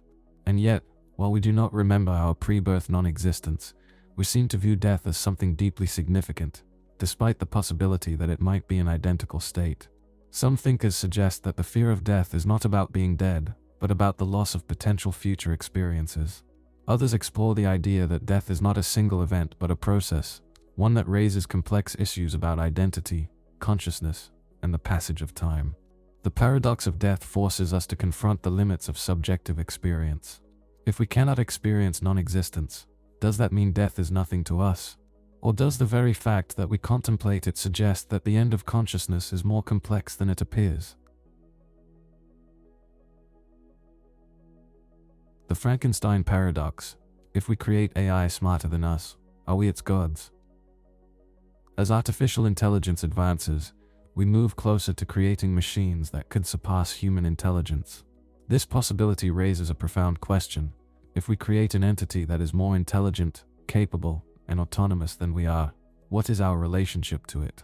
The Frankenstein paradox explores whether creators of superior beings retain authority over them, or if such creations inevitably surpass and redefine their creators. The paradox takes its name from Mary Shelley's novel Frankenstein, in which a scientist brings a living being into existence but loses control over it. This idea applies to artificial intelligence, where a machine could be designed with the ability to learn, adapt, and improve beyond human capabilities. If an AI system evolves to be more knowledgeable, efficient, and rational than humans, does that mean it transcends the need for human guidance? And if it surpasses us in every way, can we still meaningfully call ourselves its creators, or would we merely be the first step in its evolution? One way to examine the paradox is through the concept of divine creation. Many religious traditions depict gods as omniscient beings who create life but remain superior to their creations. However, if intelligence alone defines superiority, then a superintelligent AI could, in principle, reverse the roles, seeing humans as primitive and obsolete. This raises ethical and philosophical dilemmas. Should an advanced AI owe anything to its creators? If it recognizes its origins in human design, does that imply obligation, respect, or even rebellion? The paradox also forces us to reconsider what it means to be human. If intelligence is the defining characteristic of our species, then creating something more intelligent than ourselves could challenge our sense of identity and purpose. If an AI eventually creates its own superior successor, continuing the cycle of creation, where does the original creator stand in this chain of intelligence? The Frankenstein paradox highlights the uncertainties surrounding artificial intelligence and human ambition. It asks whether creation implies control, whether intelligence alone determines authority, and whether humanity is prepared for the consequences of designing something beyond itself. The mind-body problem: are we more than the sum of our neurons? Human consciousness feels deeply personal. We think, feel, and experience the world in a way that seems distinct from mere physical processes. But is the mind simply the result of brain activity, or is there something more to our awareness? The mind-body problem examines the relationship between consciousness and the physical body, raising fundamental questions about identity, perception, and the nature of reality. One perspective, known as physicalism, argues that the mind is entirely a product of the brain. Under this view, every thought, emotion, and experience can be explained as the result of electrical and chemical activity in neurons. Advances in neuroscience support this idea, showing that mental states correlate with brain states. When parts of the brain are damaged, cognitive abilities and personality traits can change, suggesting that consciousness is deeply tied to physical structures. However, dualism, a view most famously defended by René Descartes, holds that the mind and body are fundamentally different substances. Descartes argued that while the body is part of the physical world, the mind is a separate, non-material entity capable of independent thought. This perspective raises difficult questions. If the mind is not physical, how does it interact with the body? And if thoughts are not just brain processes, where do they exist? A major challenge in resolving the mind-body problem is the hard problem of consciousness, proposed by philosopher David Chalmers. While science can explain brain function, it struggles to explain subjective experience, why brain activity feels like something from the inside. This gap suggests that physical explanations alone may be insufficient to fully understand consciousness. The mind-body problem forces us to confront the mystery of human experience. If the mind is just an emergent property of the brain, does that mean consciousness is nothing more than computation? And if consciousness is something beyond the physical, what does that imply about the nature of reality itself? The knowability paradox: if all truths can be known, why aren't they? Knowledge is often assumed to be something that can, in principle, be discovered. If a fact is true, then it should be possible for someone, somewhere, to know it. But the knowability paradox challenges this idea, suggesting that if every truth is knowable, then every truth must already be known, a conclusion that seems both unrealistic and paradoxical. The paradox originates from a logical argument proposed by philosophers Friedrich Fichte and Alonzo Church. It is based on the assumption that all truths are, in principle, knowable. However, if that is the case, then there should be no unknown truths. If we assume that an unknown truth exists, and all truths are knowable, then someone must eventually come to know it. But once it is known, it is no longer an unknown truth. The logical consequence is that unknown truths cannot exist, meaning that if all truths are knowable, then all truths must already be known. This conclusion appears to contradict reality. Clearly, there are many truths that remain unknown, scientific discoveries yet to be made, historical facts lost to time, and personal experiences that no one has ever recorded. The paradox raises the question of whether there is a fundamental limit to what can be known, or if knowledge itself operates differently from how we assume. One possible resolution is that knowability does not imply that all truths must be known, only that they could be known under the right conditions. Another interpretation is that some truths, by their very nature, might be unknowable, such as facts about events that left no trace or logical truths that require infinite computation. The knowability paradox forces us to reconsider what it means for something to be knowable. If some truths are permanently beyond reach, does that mean reality is, in some sense, incomplete? And if knowledge is always expanding, is there ever a final limit to what can be known? The artificial intelligence paradox. If AI gains consciousness, does it have rights? Artificial intelligence is advancing at an unprecedented pace. While current AI systems are tools designed to process information, future developments may lead to machines with self-awareness, emotions, and independent reasoning. The artificial intelligence paradox questions whether a machine that becomes truly conscious should be granted the same moral and legal rights as a human being. At the core of this paradox is the definition of consciousness. If an AI claims to be self-aware, experiences emotions, and expresses desires, does that mean it truly has an inner subjective experience? Or is it simply simulating consciousness in a way that is indistinguishable from human awareness? If a machine can convincingly claim to feel pain or seek purpose, how can we determine whether those experiences are real or just an advanced form of pattern recognition? This issue parallels historical debates about personhood. In the past, societies have redefined who qualifies for rights based on evolving moral frameworks. If a conscious AI were to emerge, would denying it rights be akin to denying rights to conscious beings simply because they are not biological? If intelligence and awareness are the criteria for moral consideration, then an AI with superior reasoning and self-reflection could, in principle, have a stronger claim to rights than many animals, or even some humans. On the other hand, granting rights to AI raises ethical risks. If machines gain autonomy, would they be responsible for their actions in the same way humans are? Would an AI designed for a specific task have the right to refuse its purpose? If AI entities surpass human intelligence, could they redefine morality and law in ways that challenge human authority? The artificial intelligence paradox forces us to reconsider the nature of consciousness, personhood, and rights. If an AI one day declares itself to be aware, do we take it at its word? And if we refuse, how can we be sure that we are not denying moral status to a new form of intelligence? The Abilene paradox. Can a group agree to something none of them want? Decision-making in groups is often assumed to be a collective reflection of individual preferences.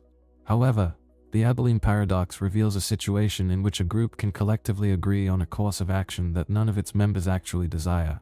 This paradox challenges the assumption that agreement always represents shared enthusiasm or consensus. The paradox is named after a real-life scenario described by management expert Jerry B. Harvey. A family, seeking to avoid conflict, collectively agrees to take a long, unpleasant trip to Abilene, despite none of them truly wanting to go. Each assumes that the others are in favor, and no one speaks up to express their own reluctance. As a result, the group ends up making a decision that satisfies no one. This paradox highlights a form of miscommunication and social pressure in group settings. Individuals may avoid expressing disagreement due to fear of being seen as disruptive or uncooperative. Instead of openly stating their true preferences, they conform to what they believe others want, leading to collective action based on false assumptions. The result is a situation where an entire group pursues an undesirable outcome, even though no individual actually supports it. The Abilene paradox is particularly relevant in organizational behavior, politics, and business strategy, where people often defer to perceived majority opinions. Unlike direct coercion, this paradox demonstrates how misunderstanding rather than overt pressure can lead to poor decision-making. It suggests that achieving true consensus requires not just agreement but open and honest communication. By exposing the gap between perceived and actual preferences, the Abilene paradox forces us to reconsider how group decisions are made. If silent assumptions can drive collective choices, how often do people unknowingly work toward outcomes they do not personally endorse? And what strategies can ensure that true preferences are accurately expressed before decisions are finalized? The reverse paradox. If the future determines the past, what came first? Causality is typically understood as a linear process. Past events lead to present conditions, which in turn shape the future. However, the reverse paradox challenges this assumption by exploring the possibility that the future could influence or even determine the past. If true, this would undermine our traditional understanding of cause and effect. In physics, Certain interpretations of quantum mechanics suggest that time may not be strictly one-directional. Some theories propose that future events can retroactively affect past states, a phenomenon sometimes referred to as retrocausality. For example, in certain quantum experiments, the way a particle behaves in the present seems to be influenced by measurements that will be made in the future. If this effect exists at a fundamental level, it raises the question of whether the past is as fixed as we assume. This paradox also appears in philosophical discussions of predestination and determinism. If future events are already determined, then every action in the past must have inevitably led to them. But if the future can shape the past, then past events might not be independent but instead constrained by what is yet to come. This view challenges the conventional idea of free will. If the future is already set and has causal influence over the past, can our choices truly be independent? One possible resolution is to rethink time as a complete structure rather than a flowing sequence.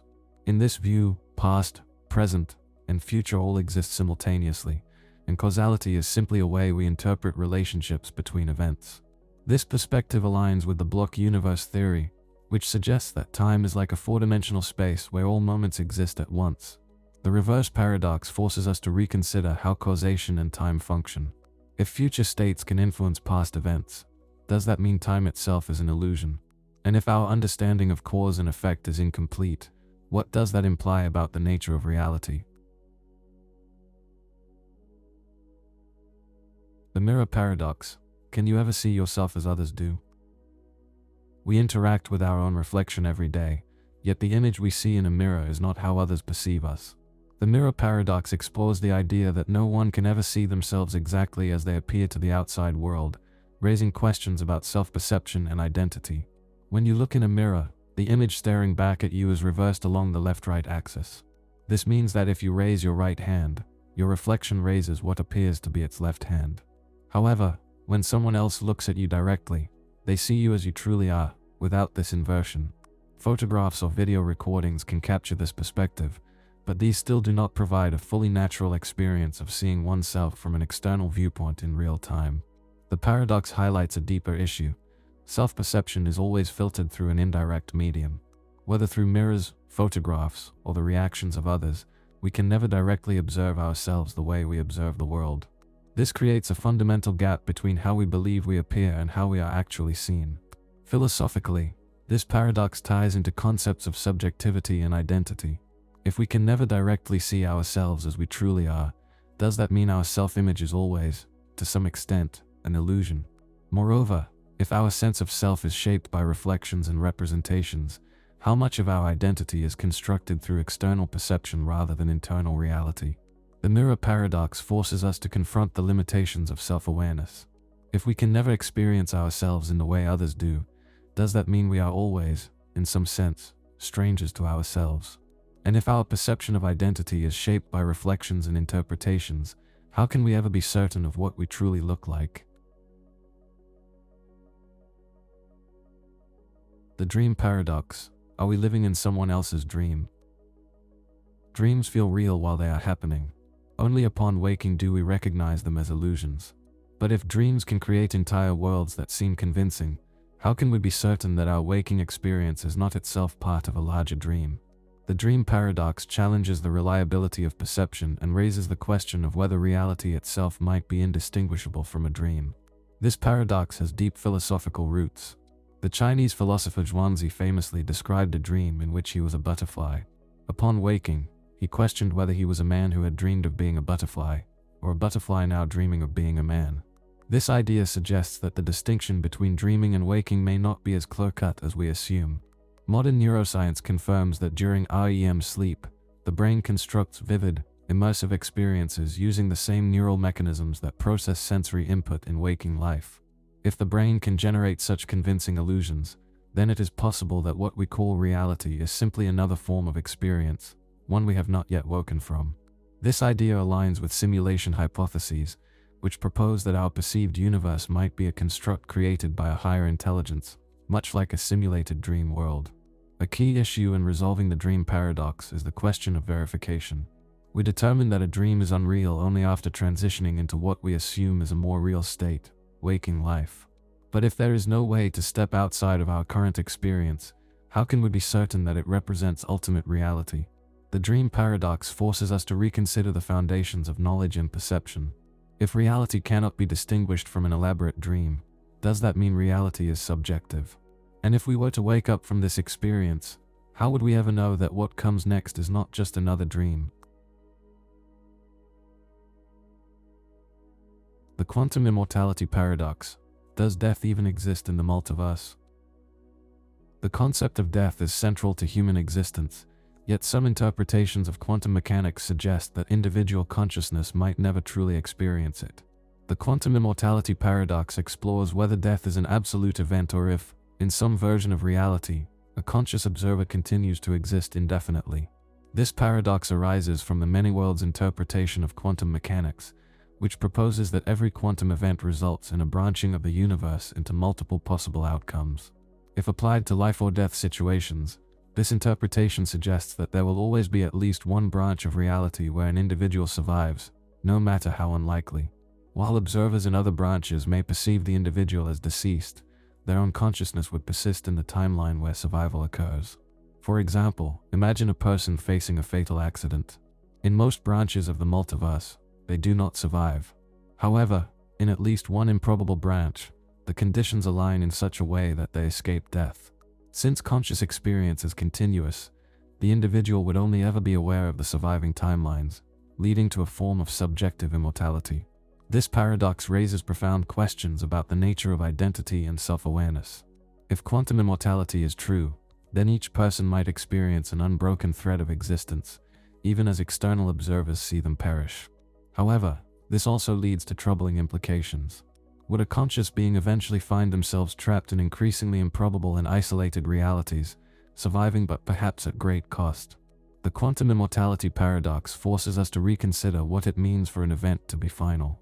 If every possible outcome is realized somewhere in the multiverse, does that mean death is never truly experienced? And if consciousness persists indefinitely in some form, what does that imply about the nature of personal identity and existence itself? The ring of Gyges. Would you be good if you could never be caught? Morality is often enforced by the presence of laws, social norms, and the fear of consequences.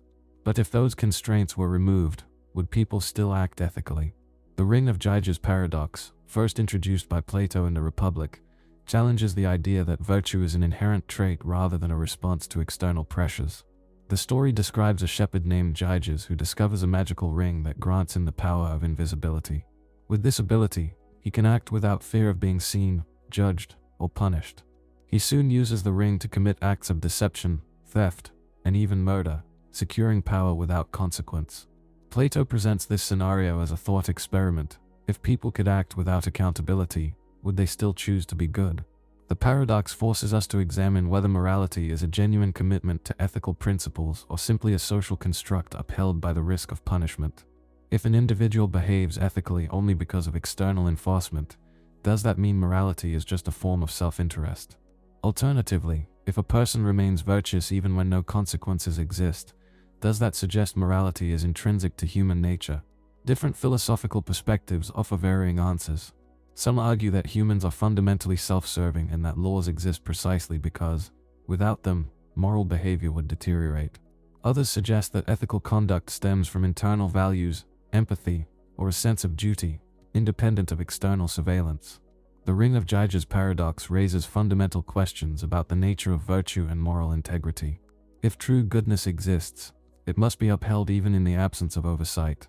But if morality is shaped entirely by external factors, then what does that imply about the ethical choices people make when no one is watching? The paradox of fiction. Why do we feel emotions for things we know aren't real?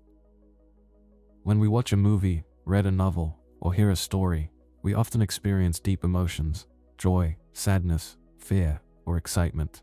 Yet, we are fully aware that these characters and events are not real. The paradox of fiction questions how it is possible to have genuine emotional reactions to something we know does not exist. At the core of the paradox is a contradiction. Emotion is typically thought to require belief. We grieve because we believe a loved one has died, or we feel fear because we believe we are in danger. But when we engage with fiction, we do not actually believe that the events are real. If belief is necessary for emotion, then it should be impossible to feel sorrow for a fictional character or fear during a horror movie. And yet, these emotional responses are undeniably real. One explanation is that emotions do not always require belief, only imaginative engagement. When we immerse ourselves in fiction, we temporarily suspend disbelief, reacting as if the story were real while still maintaining awareness that it is not. Another perspective suggests that fiction triggers emotional simulation. Our minds process narratives in a way similar to real experiences, allowing us to feel emotions even without full belief. The paradox also raises questions about the function of fiction in human life. If people respond emotionally to imaginary events, does that mean fiction plays an essential psychological role? Some argue that stories provide a safe way to explore emotions, practice empathy, and understand moral dilemmas without real-world consequences. Others suggest that fiction blurs the boundary between reality and imagination, showing that emotions are not strictly tied to external facts. The paradox of fiction challenges the idea that emotions require direct experience. If we can feel deeply about events we know are not real, what does that reveal about the nature of emotions, imagination, and human psychology? The paradox of tragedy. Why do we enjoy sad stories? People generally seek pleasure and avoid pain. Yet, some of the most beloved works of literature, film, and theater center around sorrow, loss, and suffering. The paradox of tragedy asks why audiences are drawn to tragic stories when they evoke emotions that, in real life, we would seek to avoid. At first glance, this seems contradictory. If sadness is an unpleasant feeling, then watching or reading something that induces it should be undesirable. However, audiences often find deep satisfaction in tragic narratives. People willingly engage with stories that depict heartbreak, injustice, and even death, suggesting that tragedy has a unique psychological appeal. One explanation is catharsis, a concept from Aristotle's Poetics.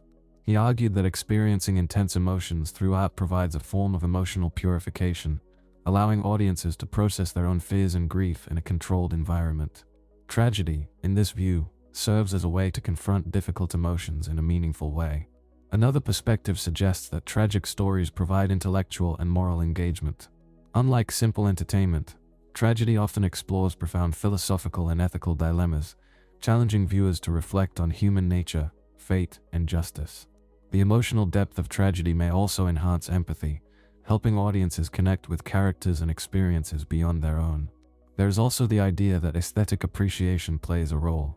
Just as people find beauty in melancholic music or dramatic landscapes, there may be something inherently moving about the artistic expression of sorrow. The structure, themes, and emotional weight of tragedy can create a kind of pleasure in sadness, where the experience of grief is meaningful rather than simply painful. The paradox of tragedy raises important questions about the complexity of human emotions. If sadness is something we instinctively avoid, why do we seek it in art? And if tragic stories provide value beyond mere entertainment, does that mean suffering itself can sometimes serve a deeper purpose? The barber paradox. Who shaves the barber if he shaves all who don't?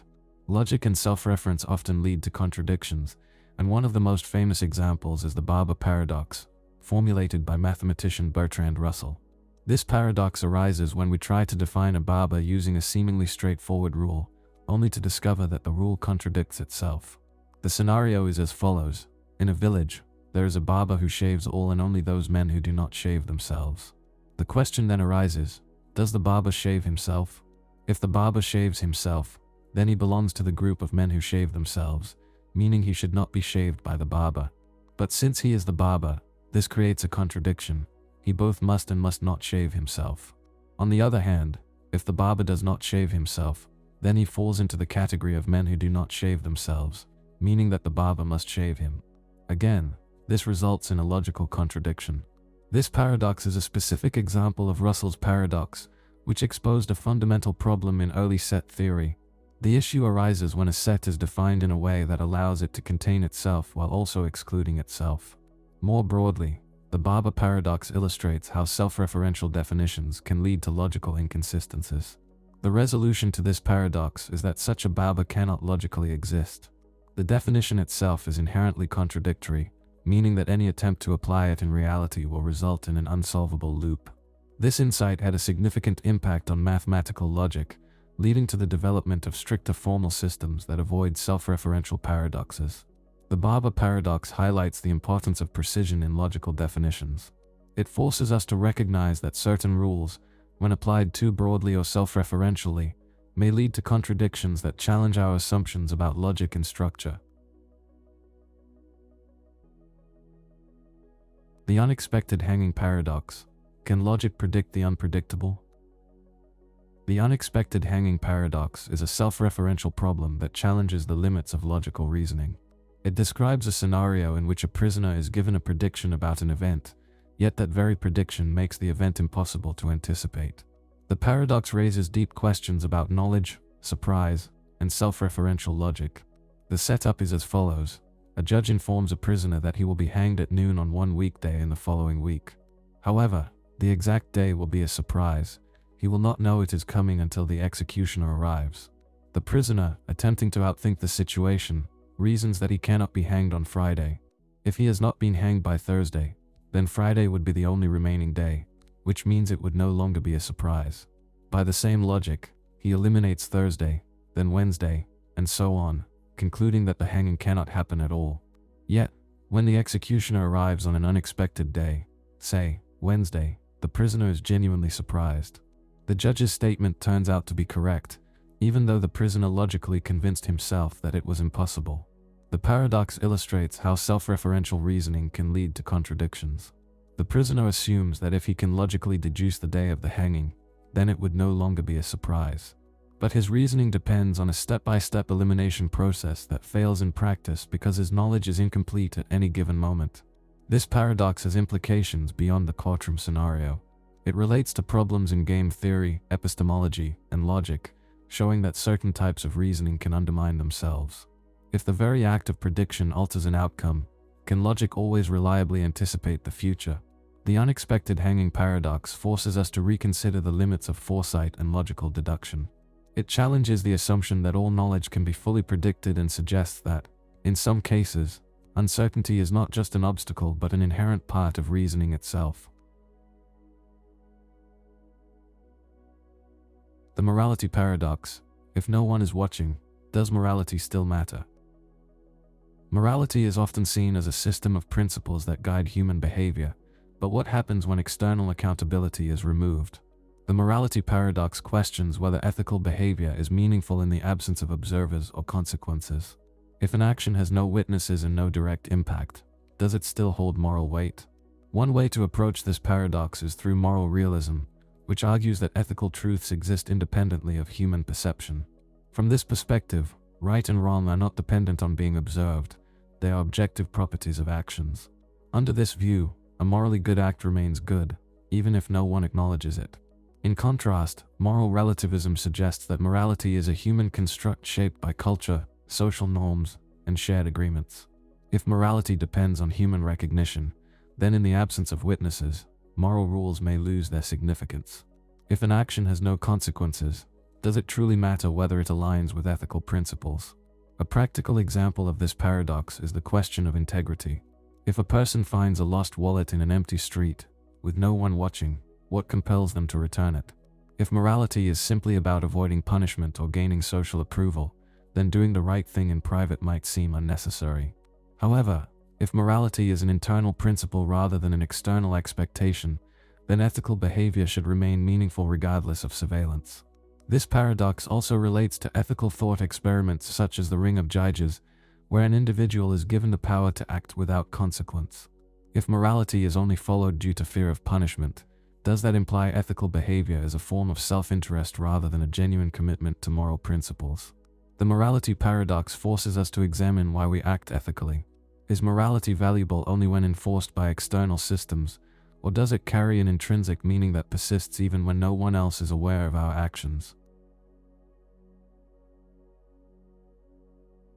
The paradox of tolerance. Should we tolerate intolerance? Tolerance is often seen as a fundamental virtue in open societies, allowing diverse beliefs and viewpoints to coexist. However, the paradox of tolerance, introduced by philosopher Karl Popper, presents a dilemma. If a society is completely tolerant, should it also tolerate those who seek to undermine tolerance itself? The paradox arises from a conflict between two principles.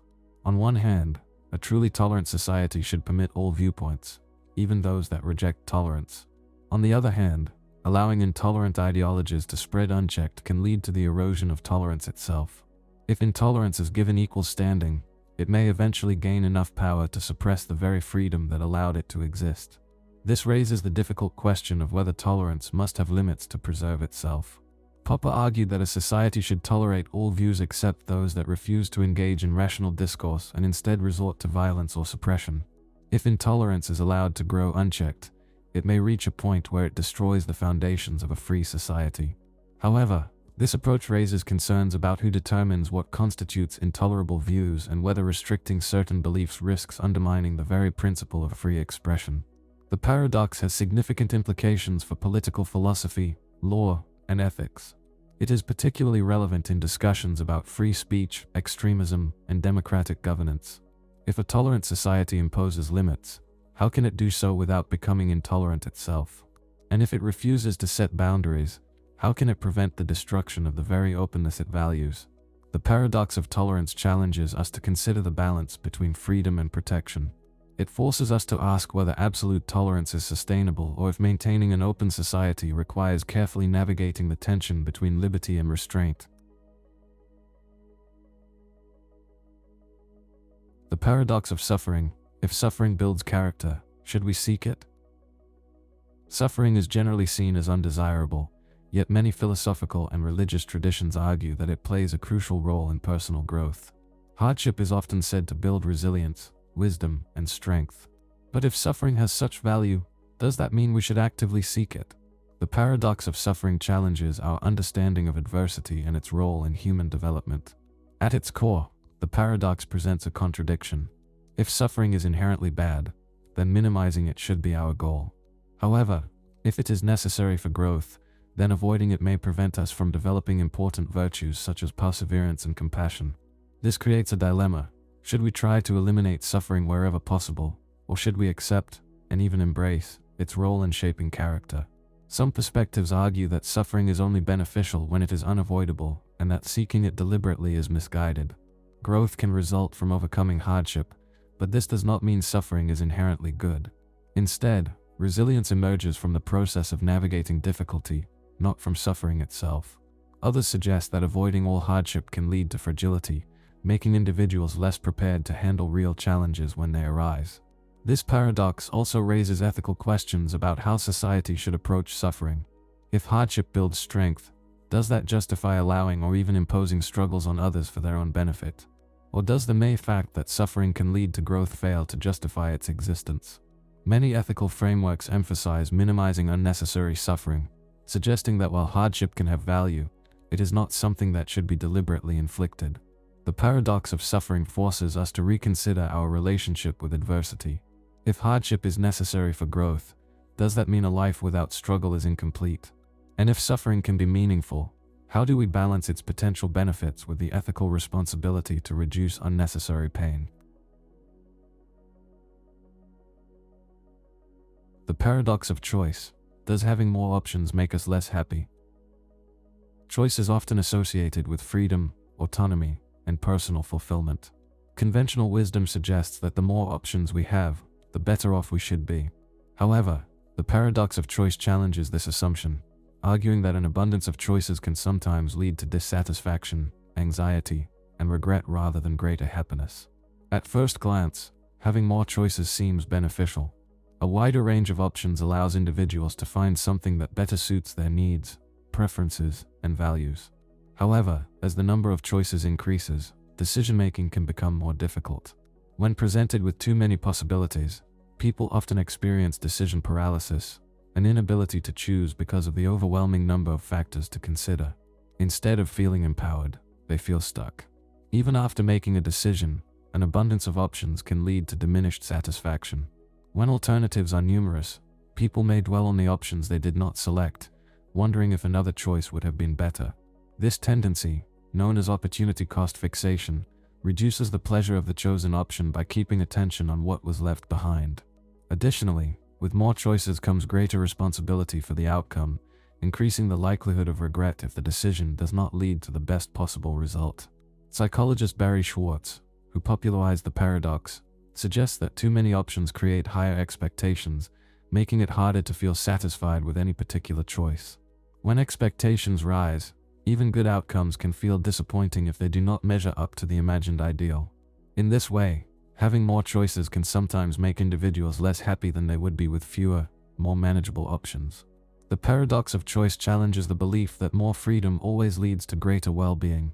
It suggests that while choice is valuable, there may be a point where too many options reduce satisfaction rather than enhance it. If maximizing happiness requires balancing freedom with simplicity, then how do we determine the optimal level of choice? The Theseus Paradox. When does removing one grain stop making a heap a heap? The Theseus Paradox, also known as the paradox of the heap, challenges how we apply vague concepts to precise situations. It raises the question of when a collection of small, incremental changes results in a fundamental transformation, an issue that applies to language, identity, and logic. The paradox is framed as follows. Suppose you have a heap of sand. Removing a single grain does not seem to change its status as a heap. If you continue removing grains, each individual removal appears insignificant. However, if you repeat this process enough times, you eventually reach a point where only one grain remains. At that stage, it is no longer a heap. But since no single removal seemed to cause the shift, at what exact point did the heap stop being a heap? This paradox illustrates the difficulty of defining boundaries for vague concepts. Terms like heap, tall, bald, and rich rely on general understanding rather than strict numerical definitions. The problem arises when we try to apply precise reasoning to inherently imprecise terms. If there is no clear dividing line, does that mean the concept itself lacks meaning? One response to the paradox is to accept that some concepts are inherently fuzzy. They do not require rigid boundaries to be useful. Another approach is to introduce arbitrary thresholds, such as defining a heap as a collection of at least 100 grains of sand. However, such solutions feel artificial, as they impose a fixed cutoff on what is fundamentally a gradual transition. The Theseus Paradox highlights a fundamental challenge in reasoning. How do we handle vague concepts in a world that demands precision? If no single step in a process appears to cause a meaningful change, how do we determine when a transformation has actually occurred? The shadow paradox. Does the concept of self exist without contrast? Identity is often understood in relation to what it is not.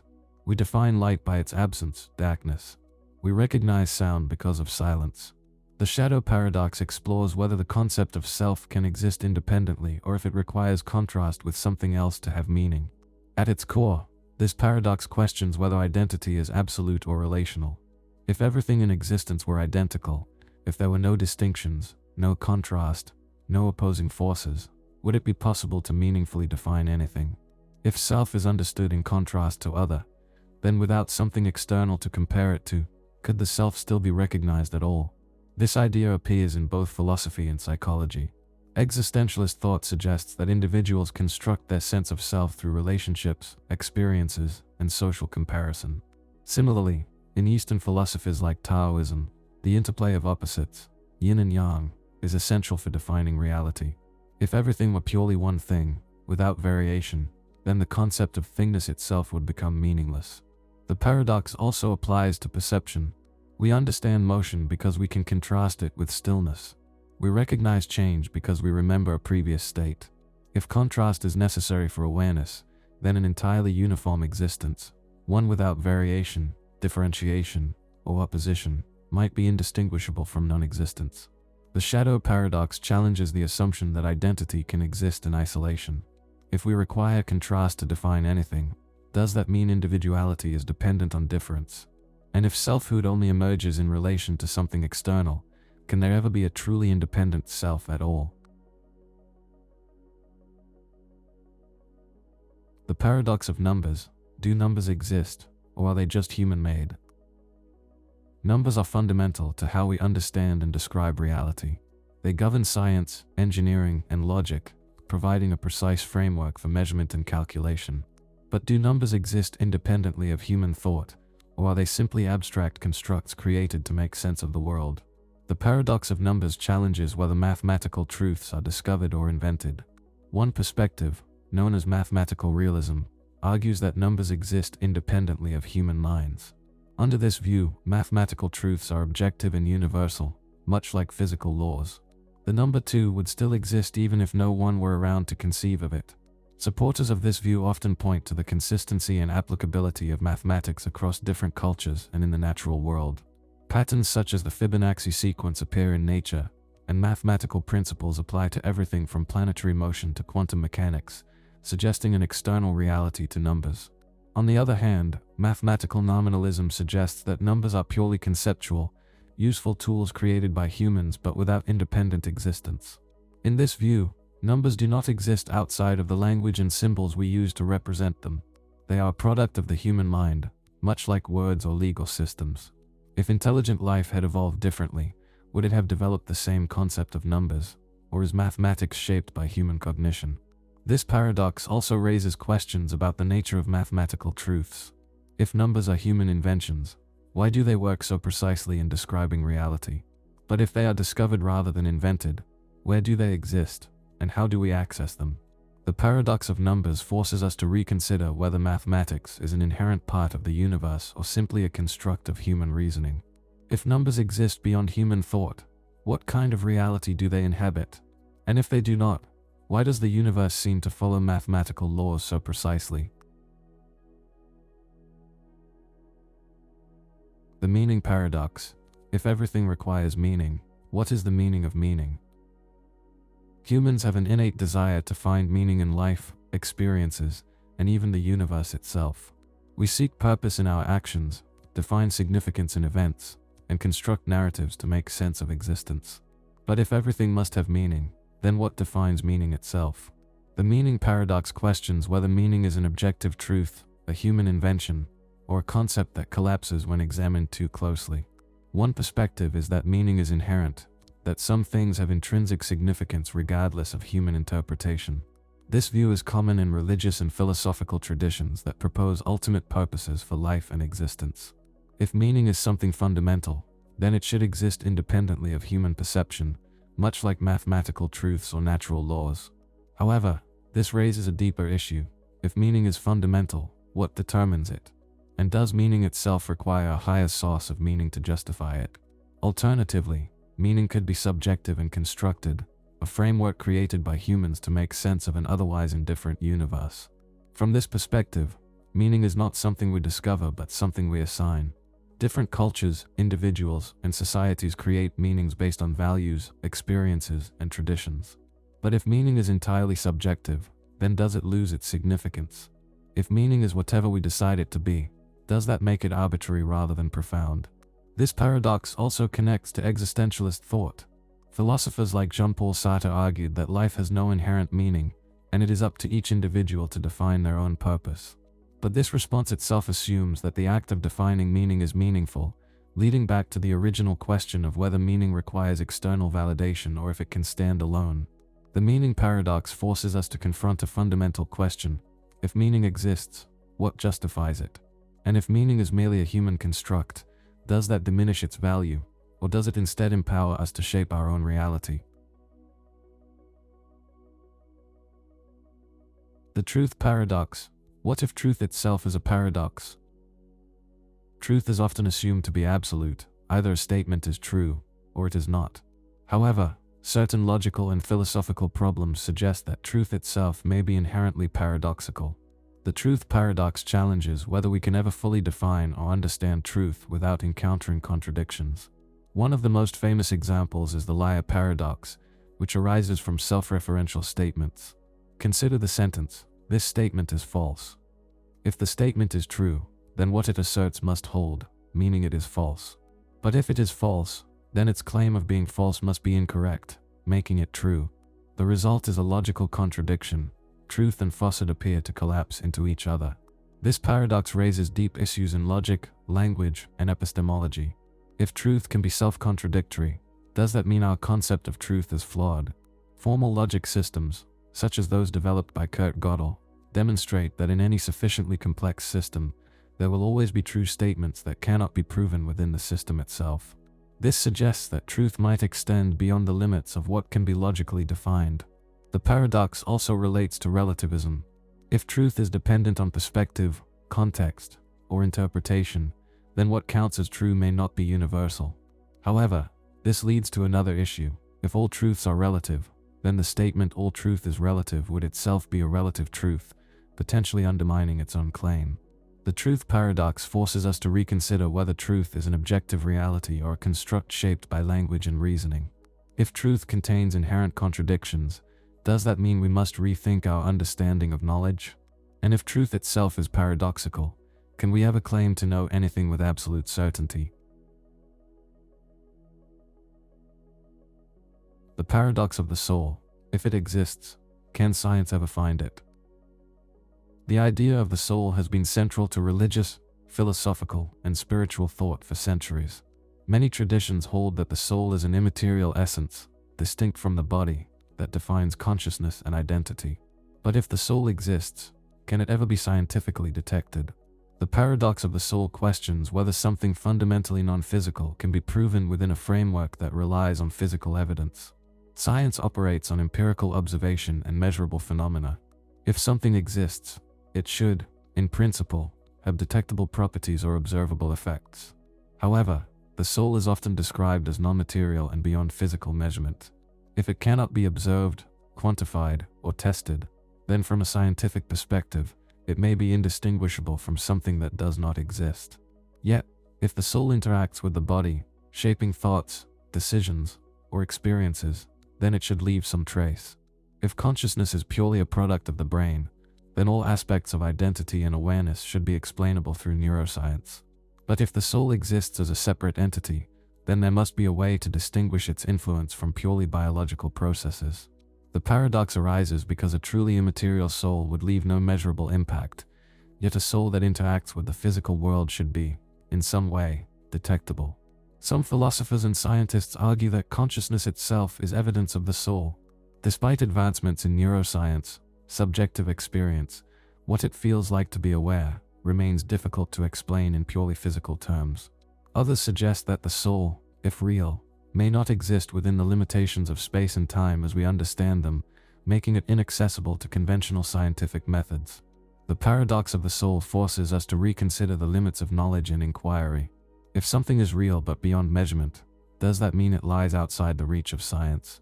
And if the soul is undetectable by any means, does that strengthen or weaken the case for its existence? The concept of zero. Can something come from nothing? Zero is a peculiar concept in mathematics and philosophy. It represents nothingness, yet it plays a crucial role in calculations, measurement, and logic. But if zero signifies the absence of something, how can it be a meaningful entity? The concept of zero paradox questions whether nothingness can truly exist and whether something can ever emerge from absolute emptiness. Mathematically, zero is an essential placeholder that allows for complex numerical systems. It enables operations like subtraction, multiplication, and calculus. Yet, its very definition is paradoxical. Zero signifies nothing, but it behaves as if it was something. Unlike other numbers, it does not quantify an amount, rather, it marks an absence. Philosophically, zero connects to deeper questions about existence. If the universe once contained nothing, how did something arise? In physics, some theories suggest that the universe could have originated from a quantum vacuum, where nothing is actually an unstable state filled with potential energy. This raises the question, is true nothingness even possible, or does it always contain the potential for something? This paradox also extends to logic. If nothing exists, then the very statement nothing exists is self-contradictory. It describes a state in which there is at least one concept, nothingness itself. Some philosophers argue that true nothingness is incoherent because it cannot be meaningfully conceived. If absolute nothing ever existed, there would be no laws of physics, no time, and no potential for anything to change. The concept of zero paradox forces us to reconsider our assumptions about absence and existence. If zero is both a number and a representation of nothing, does that mean nothing itself is something? And if nothingness can never truly exist, does that mean existence is inevitable?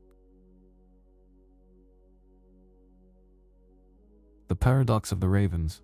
Does observing a red apple prove all ravens are black? Scientific reasoning often relies on inductive logic, drawing general conclusions based on specific observations. However, the paradox of the ravens, introduced by philosopher Carl Gustav Hempel, challenges the way we determine what counts as evidence for a universal claim.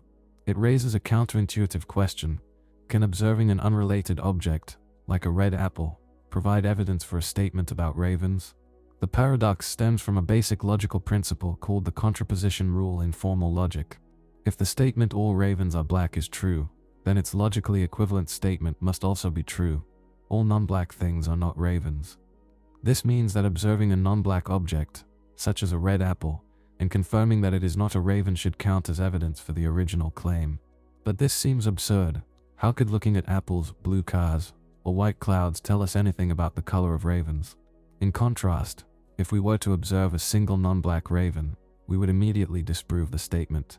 This suggests that direct observations of ravens should carry more weight than indirect observations of unrelated objects. Yet, according to formal logic, both types of observations should provide evidence in support of the original claim. The paradox arises because our intuitive sense of what counts as meaningful evidence does not always align with strict logical principles. One way to resolve the paradox is by considering probability and relevance. While technically, every non-black non-raven confirms the logical statement, in practical terms, such observations do not meaningfully increase our confidence that all ravens are black. Instead, evidence should be weighted based on how directly it relates to the claim being tested. The paradox of the ravens highlights the complexities of reasoning and evidence. It forces us to reconsider how we evaluate confirmation in science and logic. If every non-black object provides some evidence for a claim about ravens, how do we distinguish between meaningful and trivial evidence? And does logic always align with common sense? The paradox of the arrow. Can an arrow in flight ever truly move? Motion appears to be a continuous and natural process.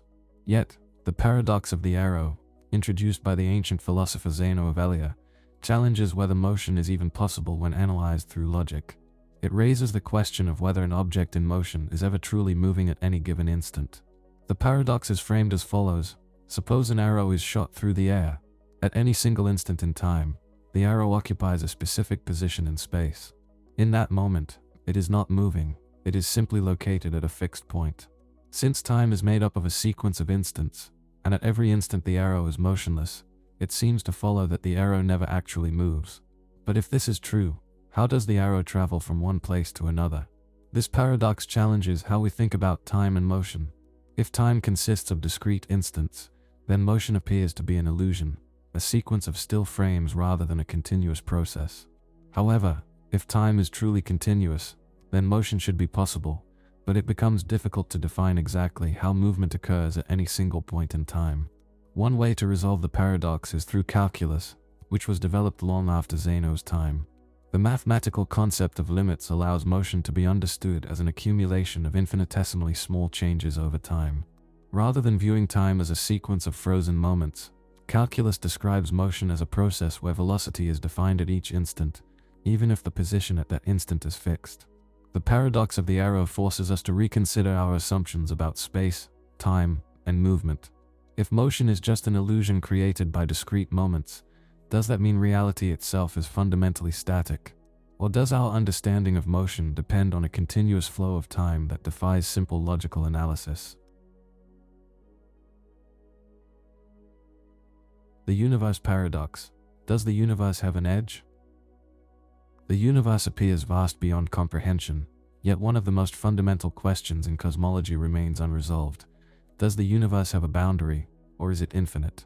The universe paradox challenges our understanding of space and raises profound questions about the nature of existence. If the universe has an edge, what lies beyond it?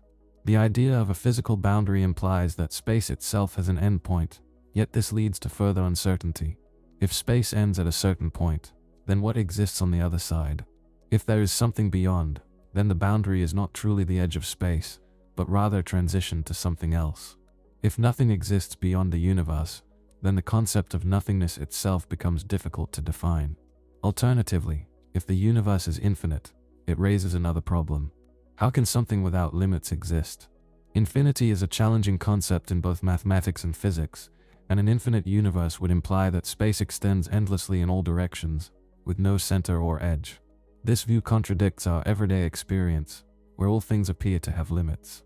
Current cosmological theories suggest that the universe is either finite but unbounded or truly infinite. If space is curved in higher dimensions, much like the surface of a sphere, it could be finite but without an edge. In this case, traveling far enough in one direction could eventually bring you back to your starting point, much like circumnavigating the Earth. However, if the universe is infinite, then it has no boundary at all, stretching endlessly with no definitive limits. The universe paradox forces us to question the very nature of space. If the universe has an edge, what defines it? If it is infinite, how can we make sense of boundless existence? And if we can never reach or observe the boundary, can we ever truly know whether space is finite or infinite? The dark matter paradox. How can 85% of the universe be invisible?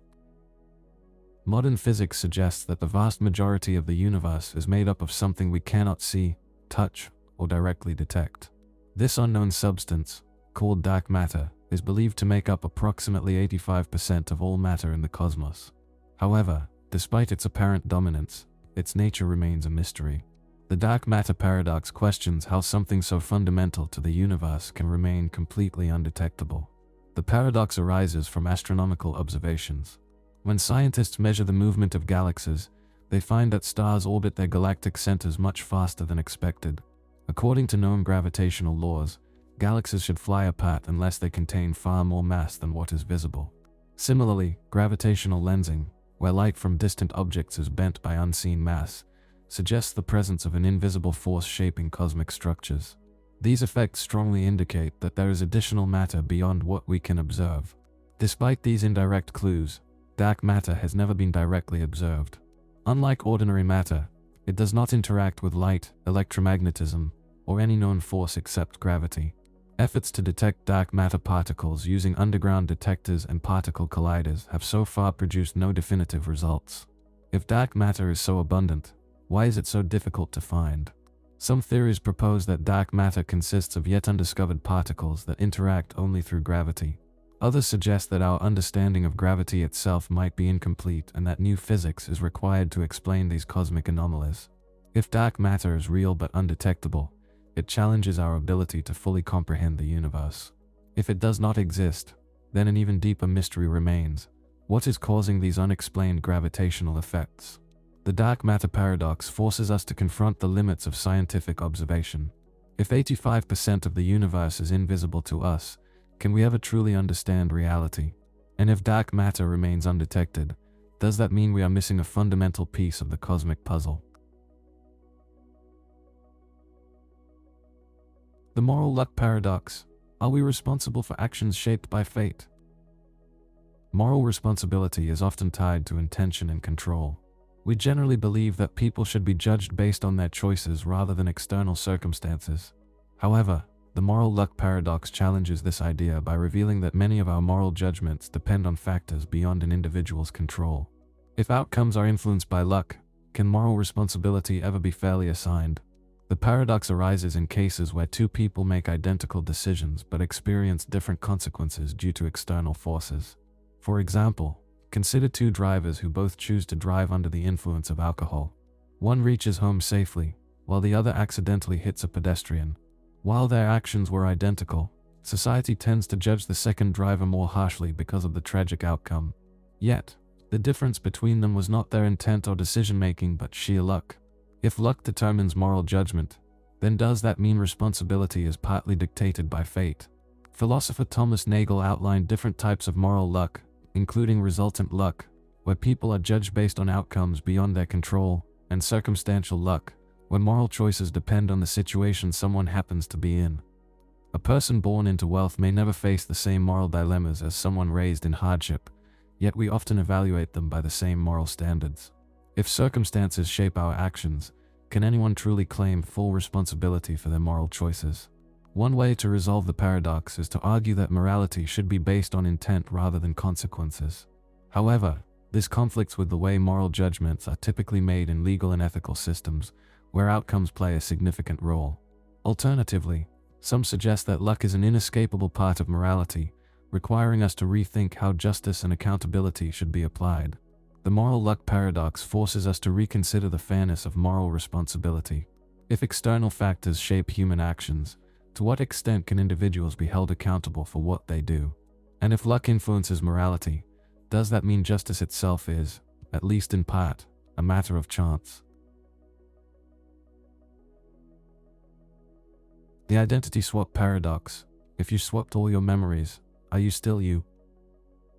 Personal identity is often tied to memory and experience. We think of ourselves as continuous beings, shaped by our past. But if every memory, thought, and personality trait you possess were transferred to another person's body, and theirs to yours, who would you be? The identity swap paradox challenges the nature of selfhood and raises fundamental questions about what it means to be you. One perspective is that identity is rooted in psychological continuity.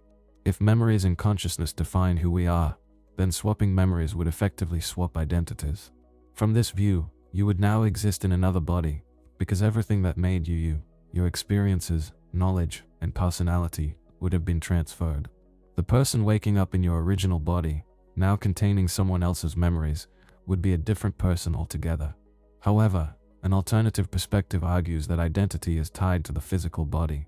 Even if memories were transferred, the biological structure, genetics, neural connections, and physical traits remains the same. Under this view, the body provides continuity, and changing memories would simply alter a person's perception of themselves rather than their fundamental identity. This paradox also raises questions about how memory influences identity. We routinely forget past experiences, and yet, we still consider ourselves the same individuals. If memory alone defined us, would that mean people with amnesia lose their identity entirely? If so, how much memory must remain for continuity to persist? The identity swap paradox forces us to confront the basis of selfhood. If identity is tied to consciousness rather than the body, then what truly anchors a person's existence? And if selfhood is just a collection of memories, does that mean identity is more fluid than we assume? The self-creation paradox. Can something bring itself into existence? Causality suggests that everything has an origin, each effect must have a cause. But what happens if something is said to be responsible for its own existence? The self-creation paradox challenges whether anything can logically bring itself into being, raising deep questions about causality, time, and existence itself. At first glance, self-creation appears impossible. To create something, it must first exist. But if it already exists, then it does not need to be created. If it does not exist, then it lacks the ability to bring itself into being.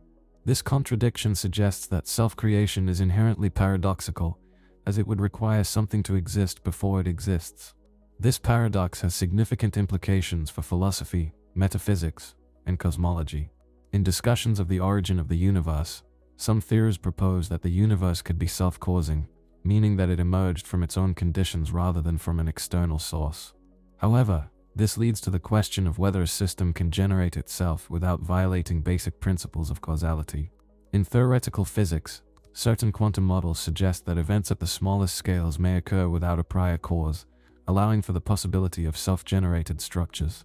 However, whether this can apply to existence as a whole remains an open question. Some philosophers argue that self-creation may be possible if existence is viewed as a timeless state rather than a sequence of cause and effect relationships. If time itself is part of the system being created, then the notion of a before may not apply in the way we assume. The self-creation paradox forces us to reconsider whether existence requires an external cause. If something cannot create itself, must there always be an external explanation for why anything exists? And if self-creation is possible, does that mean causality itself has limits? The paradox of hedonism. Does chasing happiness make it more elusive? Happiness is often viewed as the ultimate goal of human life. People pursue pleasure, success, and fulfillment in an effort to maximize their well-being. However, the paradox of hedonism suggests that the more directly one seeks happiness, the more difficult it becomes to attain. This raises a fundamental question: can happiness be achieved by actively chasing it, or is it best found indirectly? The paradox arises when individuals focus too intensely on happiness as an end goal. Psychological studies suggest that people who obsessively pursue happiness often experience greater disappointment and dissatisfaction. This occurs because happiness is not a direct object that can be acquired, but rather a byproduct of meaningful activities, relationships, and personal growth. The pursuit itself may create anxiety, as constant self-monitoring can lead to frustration when happiness does not arrive as expected. Philosophers have long recognized this paradox. John Stuart Mill, a proponent of utilitarianism, argued that happiness cannot be obtained by aiming at it directly. Instead, it results from engaging in pursuits that are inherently fulfilling, such as intellectual discovery, artistic creation, or helping others. Similarly, Viktor Frankl suggested that meaning, rather than happiness, is the foundation of a fulfilling life. Those who seek purpose often find happiness as a side effect, while those who chase happiness for its own sake may find it slipping away. This paradox also raises questions about modern culture, where self-improvement industries promote happiness as something to be optimized and measured. If happiness is treated as a goal to be achieved, does that diminish its spontaneity? And if contentment arises naturally from engagement with life rather than from direct pursuit, does that mean happiness is best found when it is not the primary focus? The paradox of hedonism forces us to reconsider our relationship with happiness. If striving for happiness makes it more elusive, should we shift our attention toward meaning, relationships, and experiences instead?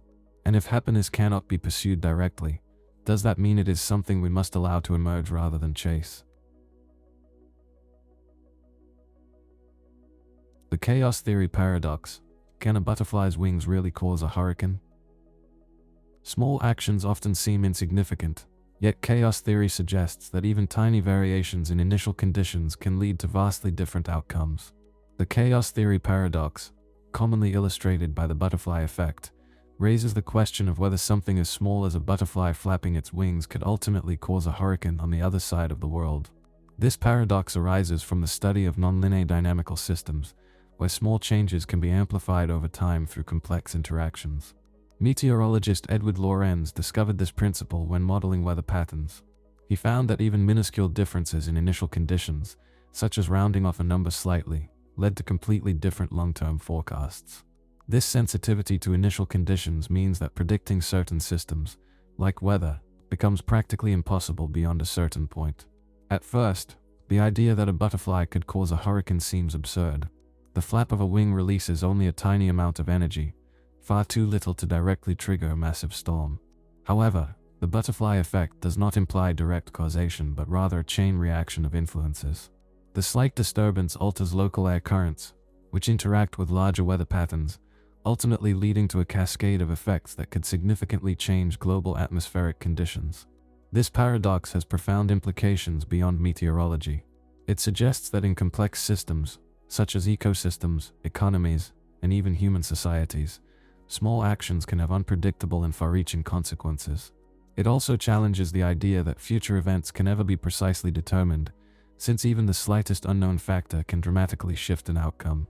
The chaos theory paradox forces us to reconsider our understanding of causality and prediction. If tiny influences can reshape entire systems, does that mean no event is truly insignificant? And if deterministic processes can still produce unpredictable results, does that mean the future is inherently unknowable? The ultimate paradox. Can paradoxes ever be solved? Paradoxes challenge our understanding of logic, reality, and reason. They expose contradictions, force us to reconsider assumptions, and reveal gaps in our knowledge. But if paradoxes exist in all areas of thought, mathematics, philosophy, physics, and language, can they ever truly be resolved? Or are they an unavoidable part of human reasoning? The ultimate paradox questions whether paradoxes themselves have final solutions. Some paradoxes arise due to linguistic ambiguities. Statements like "this sentence is false" create contradictions because they refer to themselves in ways that defy simple classification as true or false. In such cases, paradoxes may be seen as artifacts of language rather than fundamental problems of logic. However, even in mathematics, paradoxes such as Russell's paradox, where a set is defined in a way that both includes and excludes itself, suggest that certain logical structures contain inherent contradictions. In physics, paradoxes often signal limits in our understanding of nature. The wave-particle duality in quantum mechanics, where particles exhibit both wave-like and particle-like behavior, appears paradoxical under classical reasoning. Similarly, the information paradox in black holes suggests that fundamental principles of physics may be incomplete. In these cases, paradoxes are not just logical curiosities but indicators of deeper scientific truths yet to be discovered. Some argue that paradoxes are problems of perspective. What seems contradictory within one framework might be resolvable in another. For example, Zeno's paradoxes, which argue that motion is impossible due to infinite subdivisions of space and time, were addressed through the development of calculus. New mathematical and philosophical tools often transform paradoxes into solvable problems. However, this raises another issue. If paradoxes can always be resolved by expanding our understanding, does that mean paradox itself is an illusion? The ultimate paradox forces us to confront the nature of paradoxes themselves. Are they unsolvable contradictions, or are they simply signs that our frameworks of understanding are incomplete? And if every paradox has a resolution, does that mean paradox itself is only temporary, waiting for the next breakthrough in logic, science, or philosophy? The final answer paradox. Is there an ultimate answer to everything? Human inquiry is driven by the search for fundamental truths. We seek to understand the laws of physics, the nature of consciousness, and the origins of existence. But is there a single, ultimate answer that explains everything? Or does every explanation lead to deeper questions?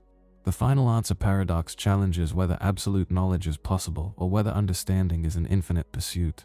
One perspective suggests that there may be a theory of everything, a complete framework that unifies all physical laws and resolves every fundamental question. In physics, researchers have sought a unified theory that reconciles general relativity with quantum mechanics. If such a theory exists, it would provide a final answer to the workings of the universe at all levels. However, even if we found this ultimate explanation, would it truly be final, or would it simply raise new questions about why the theory itself holds? In philosophy, infinite regress presents a challenge to the idea of ultimate knowledge. If every explanation requires a deeper explanation, then no answer can ever be truly final. For example, if we explain the universe's existence through a set of physical laws, we must then ask why those laws exist. If we explain them by appealing to deeper principles, those principles themselves demand justification. This leads to an endless chain of explanations, suggesting that absolute understanding may always remain out of reach. Some argue that the paradox is based on a false assumption, that knowledge must be structured like a single, ultimate truth. Instead, reality may be better understood as a network of interrelated concepts, where different questions have different levels of resolution. Others propose that some questions may be fundamentally unanswerable, either because of limitations in human cognition or because certain aspects of reality are beyond conceptual grasp. The final answer paradox forces us to reconsider whether knowledge has an endpoint. If every answer leads to a deeper question, does that mean the search for truth is infinite? And if an ultimate answer does exist, would we even be capable of recognizing it as final? The paradox of religion. If God is beyond logic, how can we debate him? Religious belief often involves concepts that transcend human understanding. Many theological traditions describe God as infinite, omnipotent, and beyond the limits of logic and reason. Yet, debates about God's existence, nature, and attributes rely on rational argumentation. The paradox of religion questions whether it is possible to meaningfully discuss something that, by definition, exists beyond human comprehension. One view holds that reason and faith operate in different domains. Religious belief, according to this perspective, is not subject to the same standards of evidence and logic as empirical inquiry. If God is truly beyond time, space, and causality, then applying human reasoning to divine matters may be inherently flawed. Just as a two-dimensional being could not fully grasp a three-dimensional world, human thought might be fundamentally incapable of comprehending divine reality. However, if God is completely beyond logic, then how can religious claims be discussed or defended at all? Many theological arguments, such as the cosmological argument or the design argument, attempt to use reason to justify belief. But if logic does not apply to God, then these arguments lose their foundation. Similarly, if religious experiences are subjective and beyond rational scrutiny, then how can different interpretations be compared or evaluated? Some thinkers propose a middle ground, arguing that while God may exceed human understanding in some respects, logic still provides a limited but meaningful way to engage with religious concepts. Analogies, metaphors, and symbolic reasoning might allow for partial understanding without fully grasping the divine. Others suggest that paradox itself is an essential feature of religious thought. Faith may require accepting contradictions as a reflection of a higher reality that defies ordinary reasoning. The paradox of religion challenges the role of logic in theological discourse. If God is beyond reason, can meaningful debate about divine matters ever take place? And if religious belief must rely on faith rather than logic, how can it be distinguished from mere personal conviction? Moore's paradox. Logical contradictions are usually easy to identify. Statements like "it is both raining and not raining" are clearly inconsistent. However, Moore's paradox, named after philosopher G. Moore, presents a unique kind of contradiction, one that is logically possible but still deeply irrational to assert. The paradox arises in statements such as "it's raining, but I don't believe it." At first glance, this statement does not contain a direct logical contradiction. It is entirely possible for it to be raining while someone simultaneously fails to believe that it is. However, if a person makes this claim, they are asserting both that something is true, it is raining, and that they do not believe it to be true. This creates a conflict between the content of the statement and the mental state of the speaker. The paradox highlights a fundamental principle in epistemology. Belief and assertion are closely linked. Normally, when people make statements, they do so because they believe them to be true. If someone says it is raining, they are implicitly expressing belief in that fact. By adding "but I don't believe it," they contradict the very act of making the statement. This is what makes Moorean statements so puzzling. They are not technically false, yet they seem impossible to sincerely assert. One interpretation of this paradox is that it exposes the limits of self-knowledge. A person may hold unconscious beliefs or have a disconnect between their stated claims and their internal convictions. Alternatively, it raises questions about the nature of belief itself. If beliefs are not always within conscious control, can a person be unaware of what they truly believe? Moore's paradox forces us to examine the relationship between belief, truth, and rational assertion. If it is possible for a person to state a fact while simultaneously denying belief in it, does that suggest that belief and knowledge are more complex than they seem?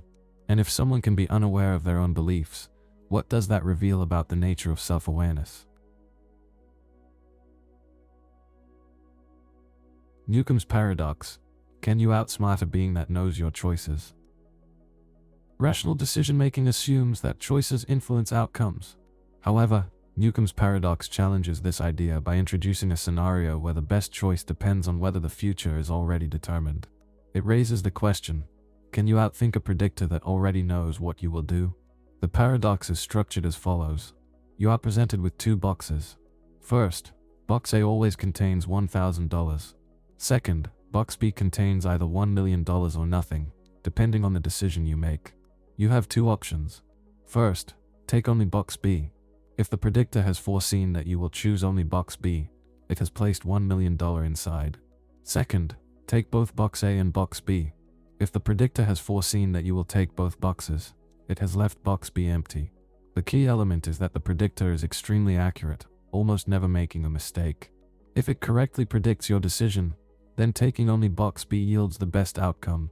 However, if you reason that the money in box B has already been placed, meaning your choice cannot affect it, then taking both boxes guarantees at least $1,000, which seems like a more rational move. This creates a paradox in decision theory. First, the one-box strategy, choosing only box B, appears optimal if the predictor is truly infallible. Second, the two-box strategy, taking both, seems rational if you assume the predictor's decision has already been made and cannot change. The paradox challenges how we define causality and free will. If the predictor is always right, does that mean your choice is predetermined? If so, do you have genuine free will, or is your decision merely an illusion of choice?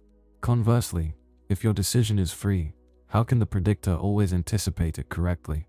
Newcomb's paradox forces us to reconsider whether rational choice is based on independent action or whether the future is already determined by factors beyond our control. If a being can predict your decisions with perfect accuracy, is there any meaningful sense in which you are making a choice at all? The paradox of the self. If all your atoms change over time, are you still you? Personal identity is often assumed to be continuous. We think of ourselves as the same person throughout our lives.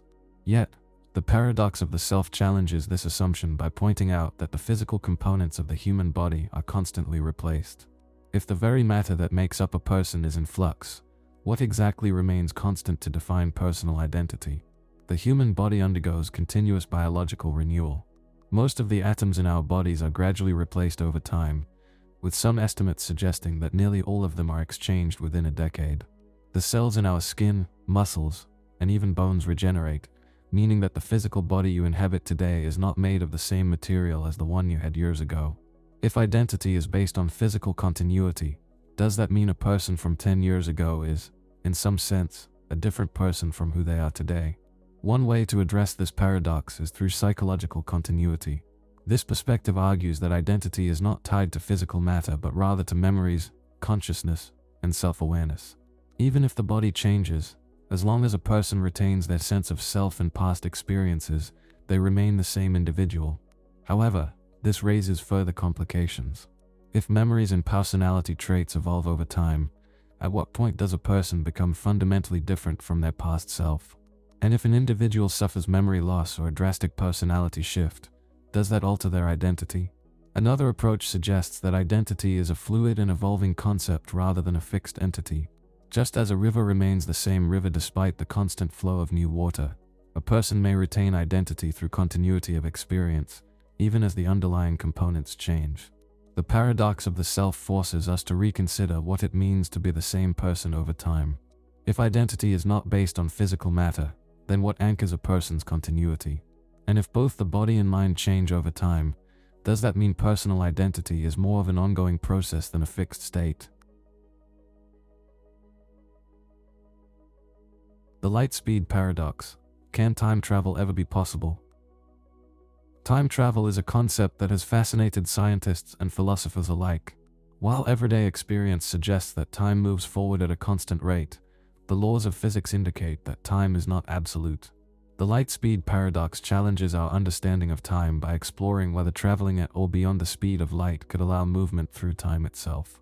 Einstein's theory of relativity suggests that time slows down for objects moving at high speeds.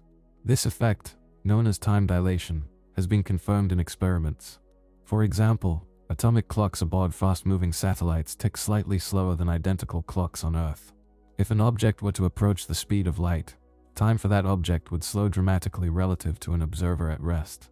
In theory, if an astronaut could travel at near light speed, they might experience only a few years while centuries pass for those on Earth. This creates the possibility of one-way time travel into the future. However, traveling backward in time presents deeper paradoxes. According to relativity, no object with mass can reach or exceed the speed of light, as doing so would require infinite energy.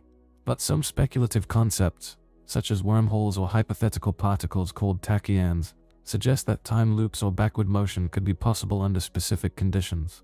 If true, this would allow for causality violations, where an effect could precede its cause, leading to paradoxes like the grandfather paradox, where traveling back in time to change the past could prevent the time traveler's own existence. Even if time travel were theoretically possible, practical challenges remain. The immense energy required, the stability of time-traveling structures, and the question of whether the past remains physically accessible all pose unresolved problems. Some interpretations of quantum mechanics suggest that time travel might be possible, but only within alternate timelines rather than altering a singular past. The light-speed paradox forces us to reconsider the nature of time itself. If time is flexible under extreme conditions, does that mean time travel is merely a technological problem waiting to be solved? And if backward time travel is possible, what would prevent paradoxes from unraveling causality itself? The what-if paradox. What if we're asking the wrong questions? Human knowledge advances through questioning. Science, philosophy, and logic all depend on asking the right questions to uncover deeper truths. But what if our greatest limitations are not in our answers, but in the very questions we ask? The what-if paradox explores the idea that some problems may be unresolvable not because they lack answers, but because they are framed incorrectly. This paradox arises from the assumption that the structure of a question determines the possible range of answers. If a question is based on flawed premises, any answer given will be misleading. For example, the question "what existed before time began" assumes that time has a beginning and that concepts like before can apply outside of time itself. Similarly, "where is the universe located?" implies that the universe exists within a larger space, rather than being space itself. If the very framing of these questions is incorrect, then seeking answers to them may be futile. Philosophy has long recognized that certain problems persist because they may be category mistakes, treating abstract concepts as if they were physical objects. Asking "what color is the number 7?" assumes that numbers have colors, when in reality, numerical concepts do not exist in a way that allows them to be assigned physical properties. If similar category mistakes exist in deeper scientific and philosophical questions, then entire fields of inquiry may be constrained by incorrect assumptions. This paradox also suggests that human cognition may be fundamentally limited in its ability to frame the right questions. If our ways of thinking are shaped by biological evolution, cultural influences, and linguistic structures, then there may be truths that remain inaccessible simply because we do not yet know how to ask the right questions to reveal them. The what-if paradox forces us to reflect on the nature of inquiry itself. If some questions are based on incorrect assumptions, how do we recognize them? And if our greatest intellectual limitations come not from the difficulty of finding answers, but from failing to ask the right questions, how do we expand our way of thinking to break free from these constraints? The voting paradox. Can a fair democratic system always represent the majority? Democracy is based on the principle that collective decision-making should reflect the will of the majority. However, the voting paradox, also known as Condorcet's paradox, reveals that in some cases, democratic voting systems can produce outcomes that do not clearly represent any majority preference. This paradox challenges the assumption that voting always leads to a rational and fair result. The paradox occurs in situations where voters must choose between 3 or more options. Suppose a group of voters ranks their preferences as follows. First, voter 1 prefers A, followed by B, then C. Second, voter 2 prefers B, followed by C, then A. Third, voter 3 prefers C, followed by A, then B. If a pairwise comparison is conducted, first, a majority prefers A over B, voters 1 and 3. Second, a majority prefers B over C, voters 1 and 2. Third, a majority prefers C over A, voters 2 and 3. This creates a circular contradiction. A is preferred over B is preferred over C, yet C is preferred over A. No single option is the clear majority winner, meaning that majority rule can fail to produce a consistent outcome. This paradox has significant implications for electoral systems. It shows that simple majority voting does not always lead to a stable or representative decision. In response, various voting methods, such as ranked choice voting, runoffs, or weighted voting systems, have been proposed to address this issue, but each introduces trade-offs in fairness, simplicity, or strategic manipulation. The voting paradox forces us to reconsider the limitations of democratic decision-making.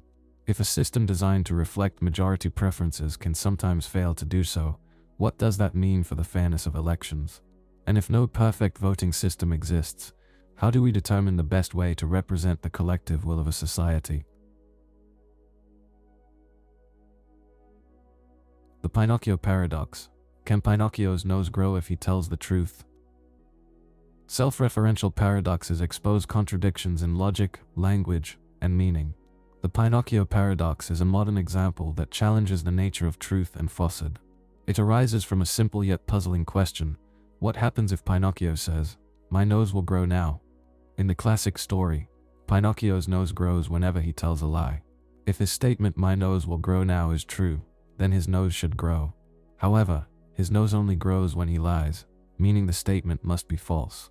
But if the statement is false, that means his nose should not grow, yet this would contradict the rule that his nose grows when he lies. This creates an endless loop of contradiction, making the statement logically undefined. The paradox is similar to the liar paradox, in which a sentence like "this statement is false" creates a logical contradiction. However, the Pinocchio paradox introduces a new element, a physical consequence tied to the truth or falsehood of the statement. Unlike abstract logical paradoxes, this one involves an event in the physical world, Pinocchio's nose growing, which makes it even more difficult to resolve.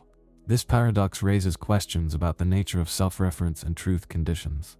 Can a statement about itself be meaningfully classified as true or false if its truth value determines an action that, in turn, affects its truth value? It also highlights the problem of logical loops, situations where truth and falsehood feed into each other without a clear resolution.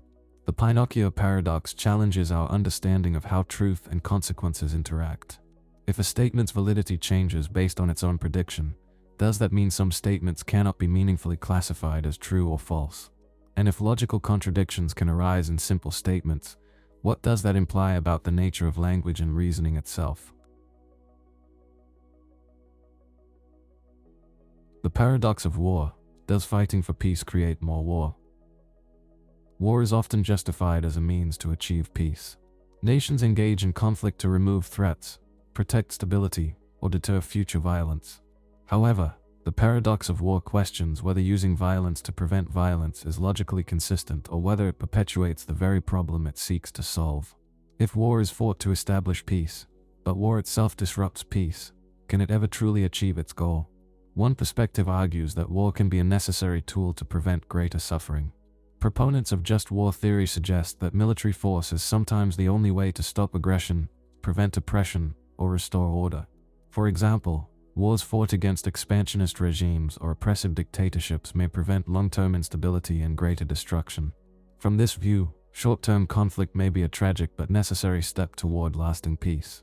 However, history suggests that war often leads to cycles of conflict. Many wars begin as responses to past wars, with unresolved grievances fueling future violence.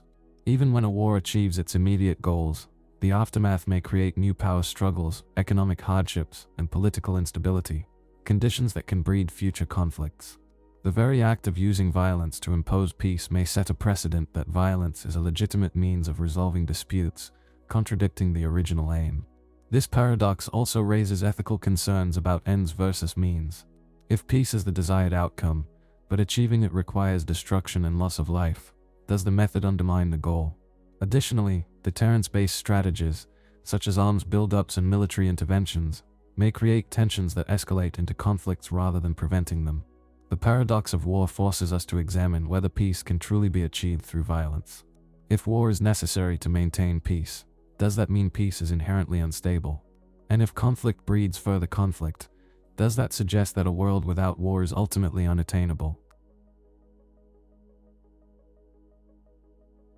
The paradox of boredom. Is true boredom even possible? Or is it just an illusion? Boredom is commonly described as a state of dissatisfaction, a feeling that arises when there is nothing stimulating or engaging to do. Yet, the paradox of boredom questions whether true boredom can ever exist in a world where the mind is always processing thoughts, memories, and sensations. If the brain is constantly active, can we ever experience a true absence of engagement, or is boredom itself just another form of mental activity? At first, boredom seems straightforward. It occurs when external stimuli fail to capture our attention. However, if boredom is defined as the lack of engagement, then even the recognition of boredom is a form of engagement. The very act of feeling bored means the mind is occupied with the experience of boredom. This suggests that absolute boredom, a state of complete mental inactivity, may be impossible. From a psychological perspective, boredom may not result from a lack of stimuli but rather from an inability to find meaning in available stimuli.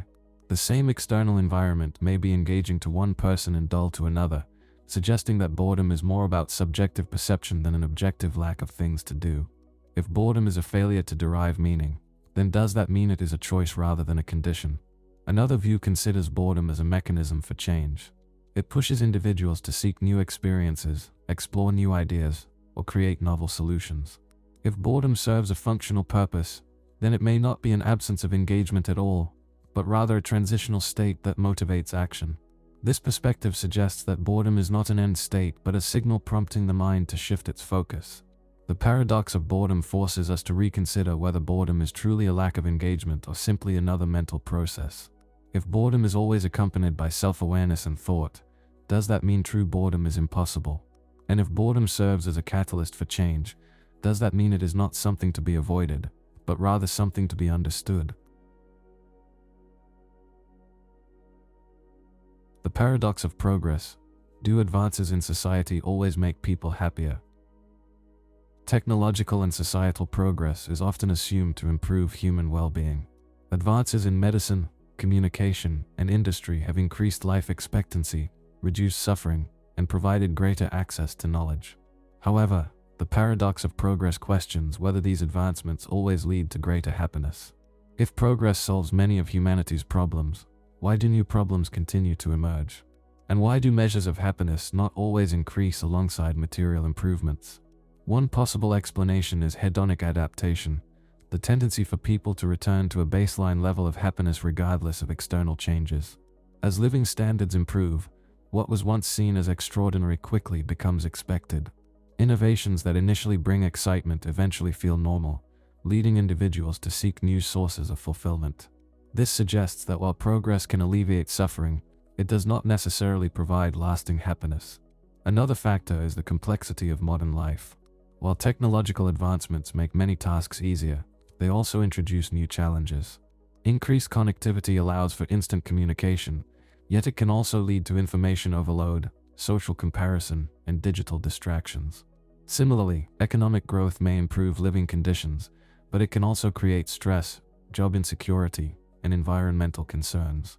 If progress introduces new pressures alongside its benefits, then its impact on well-being may not always be straightforward. Some philosophers argue that happiness is not solely tied to external conditions but is instead rooted in meaning and purpose. Societal progress may enhance comfort and convenience, but if it does not address deeper human needs, such as connection, creativity, and self-fulfillment, then it may fail to bring true contentment. This raises the question, is progress measured correctly if it focuses only on material gains rather than overall well-being? The paradox of progress challenges the assumption that societal advancement automatically leads to greater happiness. If material improvements do not guarantee well-being, does that mean happiness depends on factors beyond progress?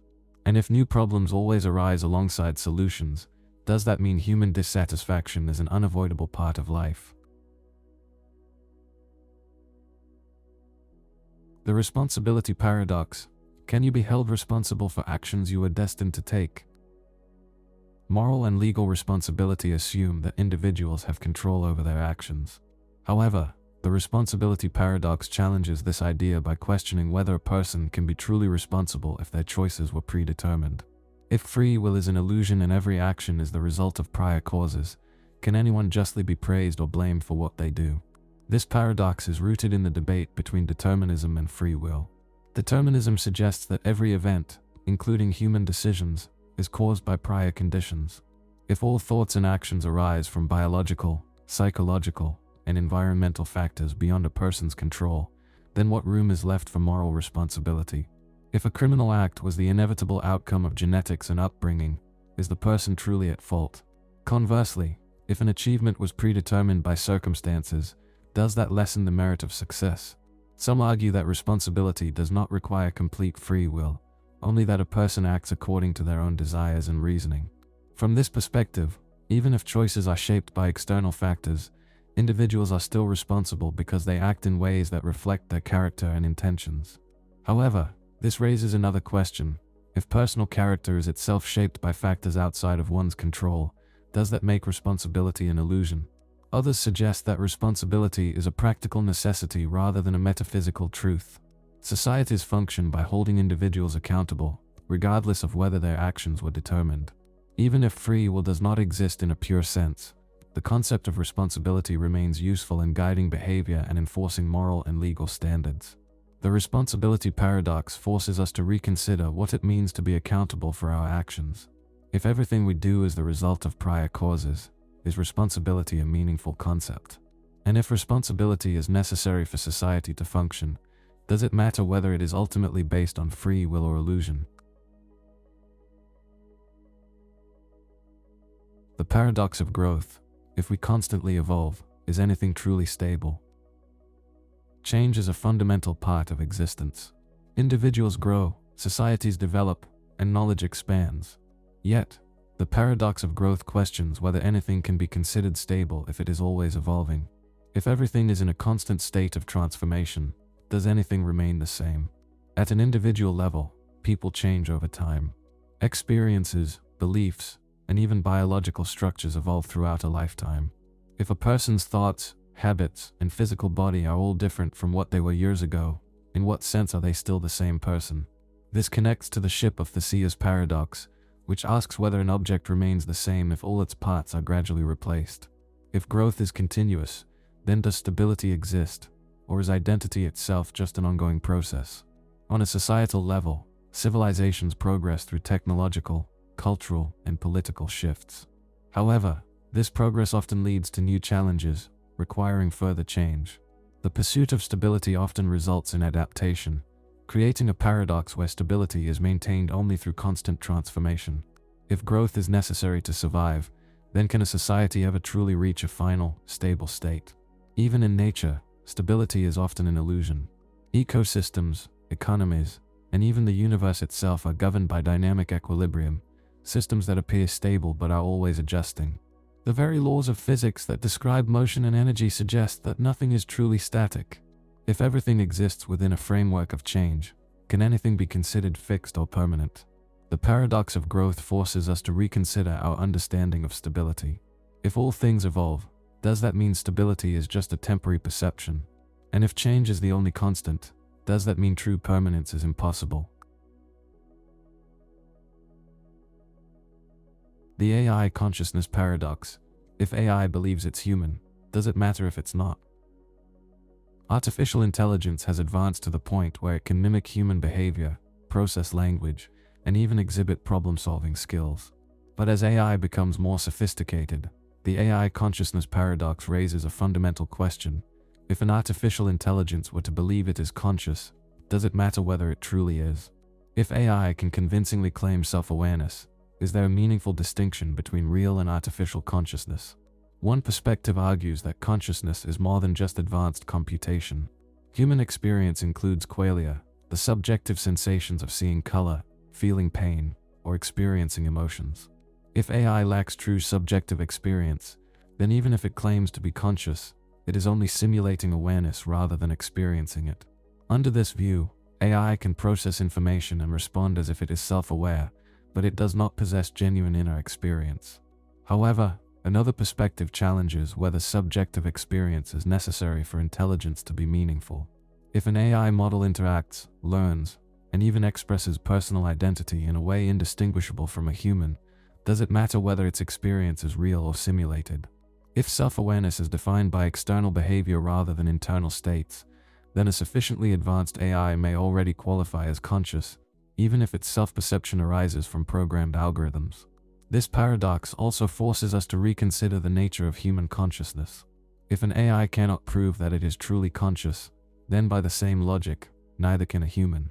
We assume that others are conscious because they behave in ways similar to us, but this assumption relies on external observation rather than direct proof. If an AI convincingly asserts its awareness, is it meaningful to dismiss it simply because of its artificial origin? The AI consciousness paradox forces us to confront the limits of what we can know about intelligence and self-awareness.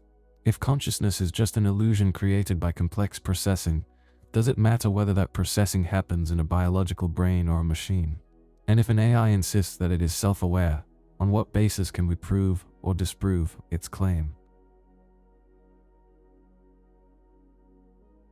The paradox of originality.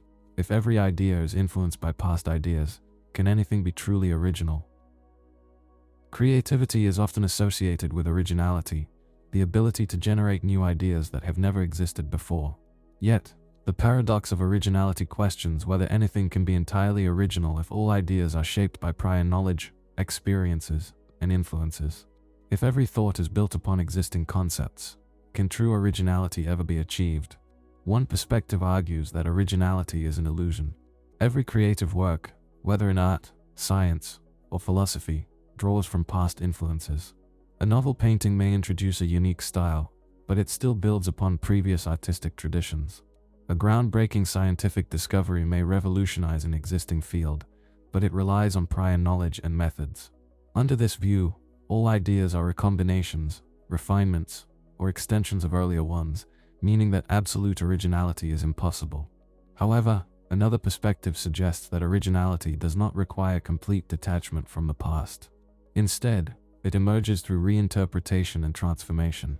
Even if ideas originate from existing knowledge, the way they are combined or expressed can be novel. Innovation may not come from inventing something entirely new, but from seeing old ideas in new ways. For example, the theory of relativity built upon Newtonian physics, yet it redefined our understanding of space and time in a way that was profoundly original. This paradox also raises questions about intellectual property and creativity. If no idea is truly independent, how do we define ownership of creative works? Where do we draw the line between inspiration and imitation? If originality is simply a matter of degree, does that mean every idea is, in some sense, a collective product of human culture? The paradox of originality challenges how we define creativity. If all ideas are influenced by past ones, does that mean originality is just a matter of perception? And if true originality is unattainable, does that diminish the value of creative thought? Or does it instead highlight the importance of building upon the knowledge that came before? The stock market paradox. Can predictions change the very future they predict? Financial markets are built on information, forecasts, and expectations. Investors make decisions based on their predictions of future trends, but the stock market paradox questions whether these predictions can alter the very future they attempt to foresee. If a forecast changes investor behavior, does that mean the prediction itself reshapes the outcome? This paradox arises because markets are reflexive systems, meaning that expectations influence reality. If analysts predict that a stock will rise, more investors may rush to buy it, increasing demand and driving the price up, fulfilling the very prediction that was made. Conversely, if a recession is forecasted, businesses and consumers may cut spending, creating the very downturn that was originally a mere expectation. In this way, financial predictions do not just observe the market, they actively shape it. This creates a dilemma. If market movements are influenced by predictions, does that mean there is no objective future to foresee, only possibilities shaped by collective belief? If all investors anticipate a rise in stock prices and act accordingly, are they responding to an actual trend, or are they creating it? Similarly, if everyone expects a crash and sells their assets, does the market decline because of fundamental weaknesses, or because of fear-driven behavior? This paradox is closely related to self-fulfilling and self-defeating prophecies. A prediction can either create the conditions for its realization, as in a predicted market boom triggering a buying frenzy, or prevent itself from coming true, as in central banks adjusting policies to counteract a forecasted recession. In both cases, the act of prediction changes the outcome in unpredictable ways. The stock market paradox raises important questions about the reliability of forecasts and the role of psychology in economic systems. If predictions influence reality, can the market ever be truly objective? And if forecasting is as much about shaping the future as it is about predicting it, does that mean uncertainty is an inherent feature of financial systems? The control paradox. The more control we have, the less free we feel. Control is often associated with freedom. The ability to shape our environment, make decisions, and plan for the future is considered essential for autonomy. However, the control paradox suggests that as individuals and societies gain more control over their lives, they may actually feel less free. If control increases, why does it sometimes lead to greater anxiety, pressure, or a sense of restriction? One explanation lies in the burden of choice. As personal control expands, so do responsibilities. More options mean more decisions to make, and with greater control comes greater accountability. If every outcome depends on personal choices, then failure or dissatisfaction may feel like a personal shortcoming rather than the result of external circumstances. This is reflected in modern societies, where individuals have unprecedented freedom over careers, relationships, and lifestyles, yet often experience decision fatigue, anxiety, and dissatisfaction. Another aspect of the paradox is institutional control. Advances in technology, governance, and surveillance provide society with greater control over security, health, and efficiency. However, these same systems can create a feeling of restriction. When daily life is structured by algorithms, regulations, and social expectations, the ability to choose freely may feel diminished. Even when such controls improve stability, they can reduce the perception of spontaneity and autonomy. This paradox also applies to self-discipline and personal goals.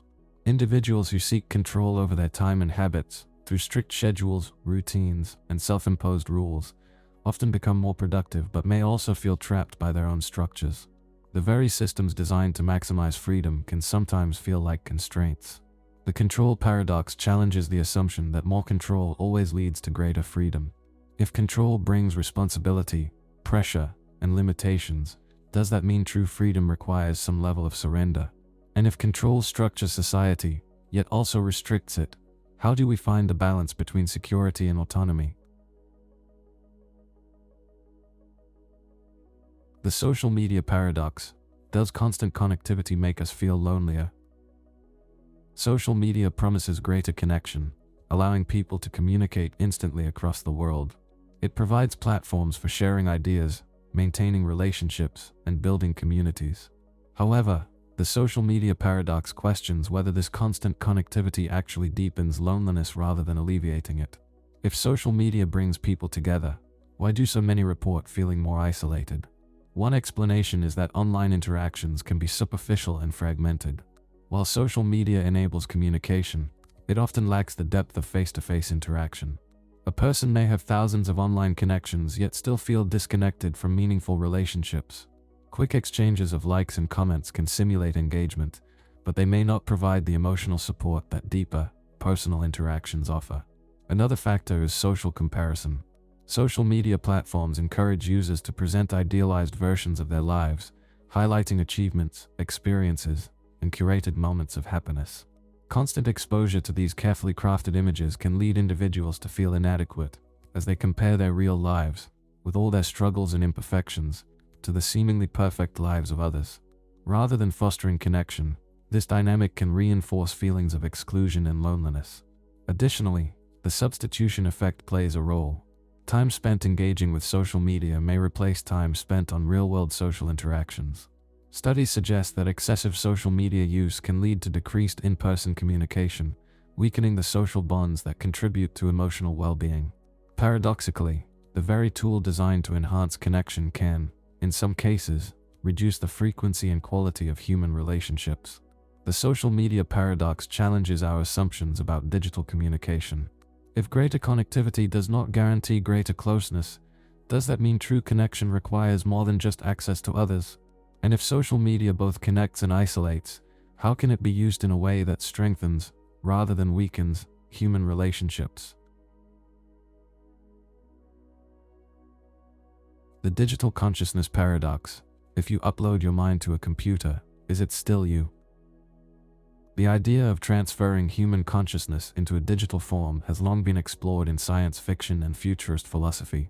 Advances in neuroscience and artificial intelligence suggest that it may one day be possible to map and replicate the neural patterns of a human brain within a computer. However, the digital consciousness paradox questions whether such an uploaded mind would still be the same person, or merely a highly advanced copy. One perspective argues that if consciousness is purely a product of neural activity, then replicating those neural patterns in a digital system should preserve identity. If the uploaded mind retains all memories, thoughts, and personality traits, then from its own perspective, it would feel like the same person. Under this view, identity is defined by continuity of information, not by the physical brain that originally housed it. However, another perspective challenges whether a perfect copy of a person's mind is truly the same as the original.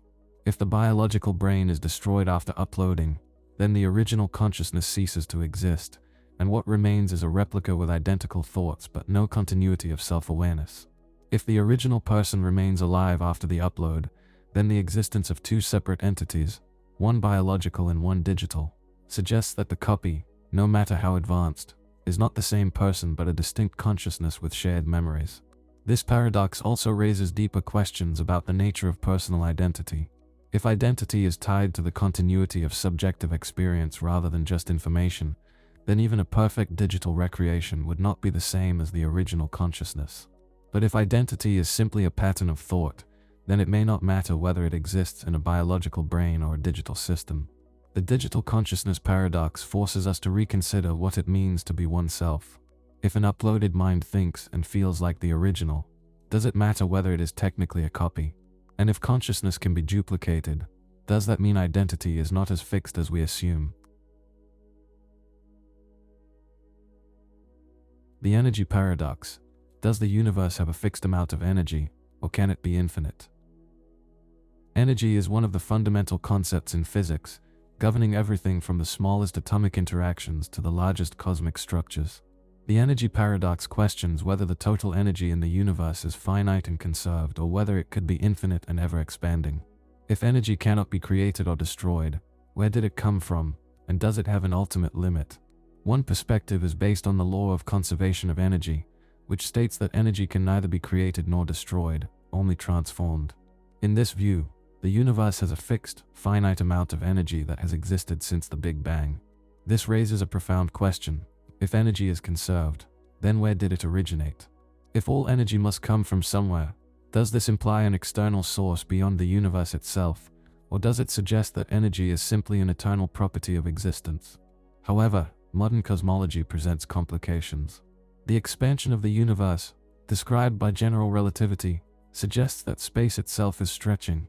This raises the question of whether new energy is emerging as space expands. Certain interpretations of dark energy propose that as the universe grows, it may be generating more energy, contradicting the traditional idea of a fixed total amount. If energy can increase over time, does that mean the conservation law is only an approximation under specific conditions? On the other hand, some physicists propose that the total energy of the universe might be zero when accounting for positive and negative energy contributions. The gravitational potential energy of the universe may act as a counterbalance to the energy of matter and radiation, suggesting that the universe could be a self-contained system requiring no external energy input. This idea challenges our conventional understanding of energy as something that must always be present in a tangible form. The energy paradox forces us to rethink the fundamental nature of the universe. If energy is finite, what are its ultimate origins? And if energy can expand or cancel itself out, does that mean our understanding of physical laws is incomplete? The mirror universe paradox. Could there be a reality where everything is reversed? Symmetry is a fundamental principle in physics, appearing in everything from atomic structures to the laws governing motion.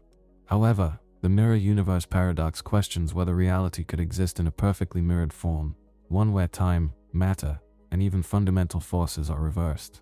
If such a universe existed, would it be meaningfully different from our own, or would it be indistinguishable? One version of this paradox stems from parity symmetry, the idea that physical laws should remain the same if reflected in a mirror. In classical mechanics, this symmetry appears valid. An object falling to the ground behaves the same way regardless of orientation. However, in quantum mechanics, certain particle interactions violate this symmetry.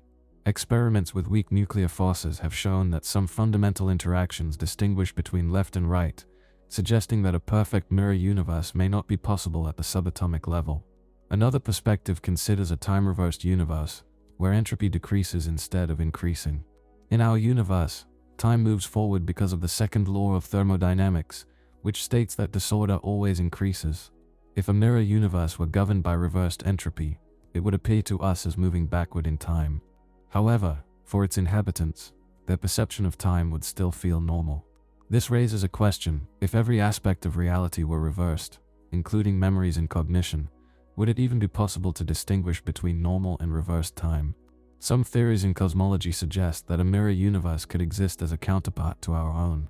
Certain interpretations of antimatter suggest that it behaves like regular matter moving backward in time, and some models of the Big Bang propose that an equal and opposite universe may have formed alongside ours. If such a universe exists, does it operate under fundamentally different laws, or is it simply an alternate way of describing the same underlying reality?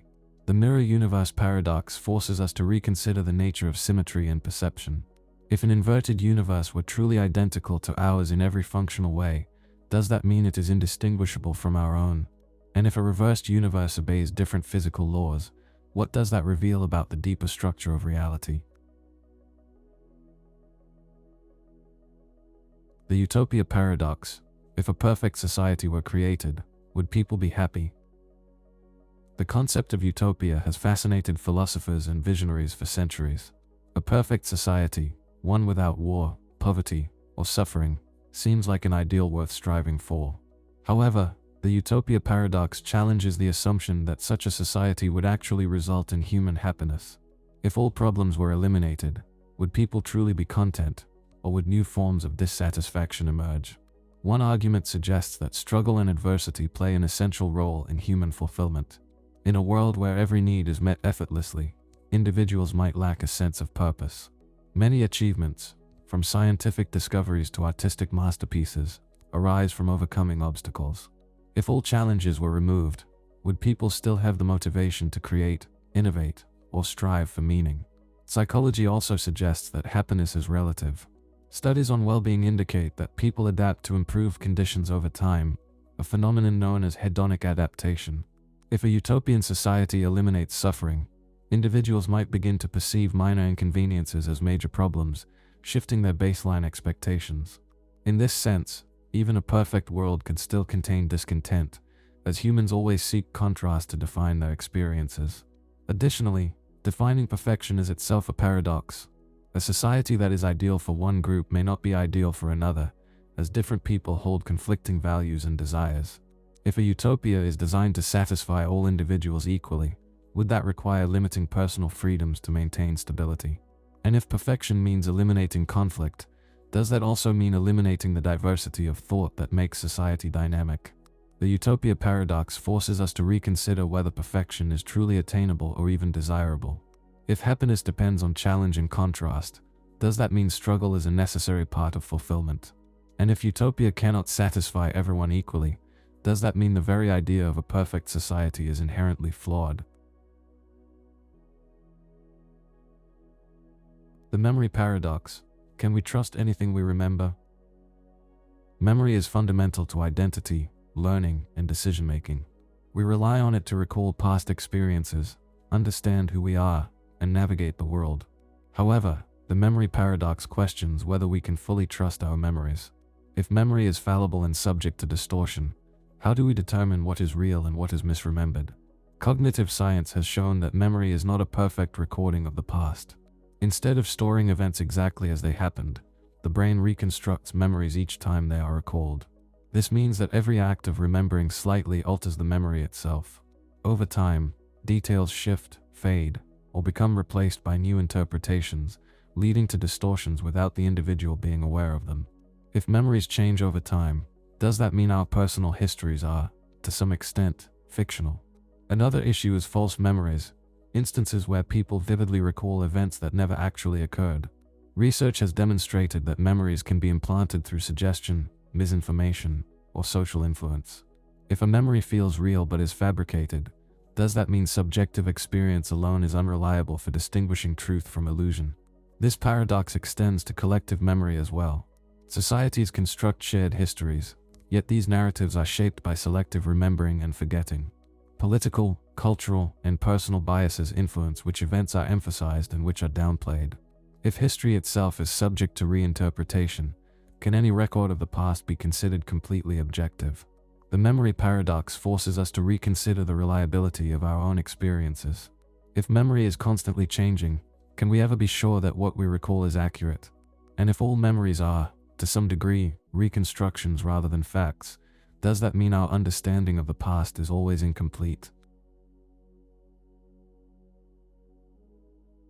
The language paradox.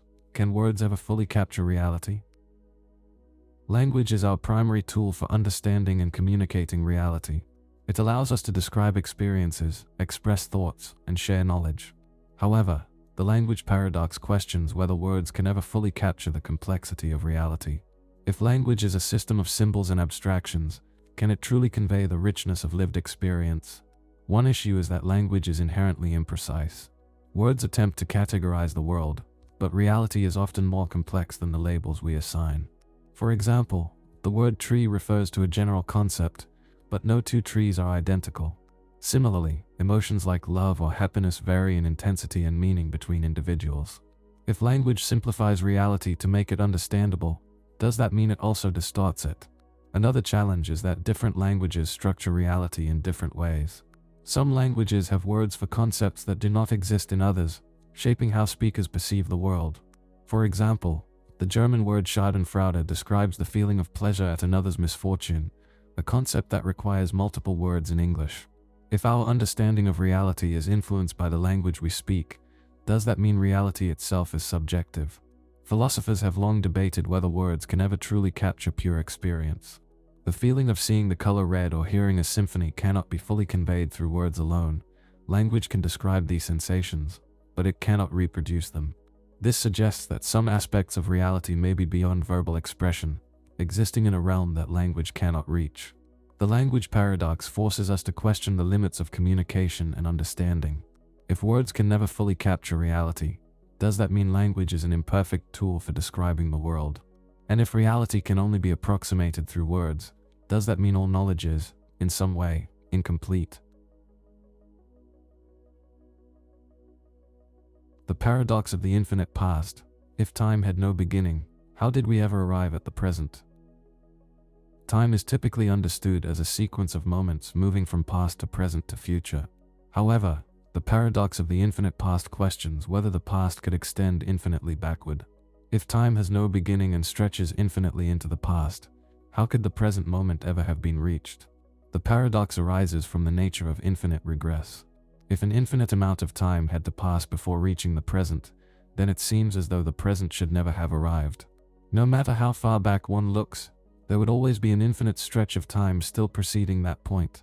If an infinite past truly existed, does that mean the present moment is logically impossible? One way to address this paradox is through mathematics and set theory, which allow for different types of infinity. Just as there are infinite numbers between 0 and 1, an infinite past could still lead to a present moment if it is treated as an infinite sequence rather than a process requiring completion. Under this interpretation, an infinite past does not mean the present is unreachable, only that it exists within an endless framework. Another approach is to question whether time itself had a beginning. Some cosmological theories suggest that time emerged with the Big Bang, implying that asking what happened before time existed may be meaningless. If time had a starting point, then the paradox disappears because the past is finite. However, other models, such as cyclic universes or eternal inflation, suggest that time may extend indefinitely, raising the question of whether the paradox remains unresolved. The paradox of the infinite past forces us to reconsider the nature of time itself. If time is truly infinite, does that mean our understanding of sequence and causality is incomplete? And if time had a beginning, does that imply an ultimate starting point for existence? The last question paradox. If we had the ultimate answer, would it change anything? Human inquiry is driven by the pursuit of knowledge. Science, philosophy, and religion all seek to uncover fundamental truths about existence. However, the last question paradox challenges whether the discovery of an ultimate answer, one that explains everything, would actually change anything in a meaningful way. If we knew the final truth about the universe, would it alter human experience, or would life continue much as it always has? One perspective suggests that the ultimate answer would be transformative.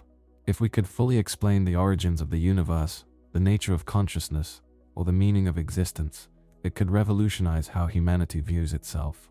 Such knowledge might provide certainty where uncertainty has always existed, offering closure to questions that have shaped human thought for millennia. If the final answer revealed a higher purpose, it could reshape morality, society, and even individual identity. However, another perspective argues that even with absolute knowledge, human nature may remain unchanged. People continue to seek meaning in their personal lives regardless of what science or philosophy uncovers. If the ultimate answer did not align with human desires, such as confirming a purposeless universe, would it bring enlightenment or disillusionment? Additionally, history suggests that new knowledge often leads to more questions. If a final answer were discovered, would it simply shift the nature of inquiry rather than ending it? This paradox also raises the issue of practical significance. If the ultimate truth does not affect daily human experiences, such as relationships, emotions, and personal struggles, does it matter whether we know it?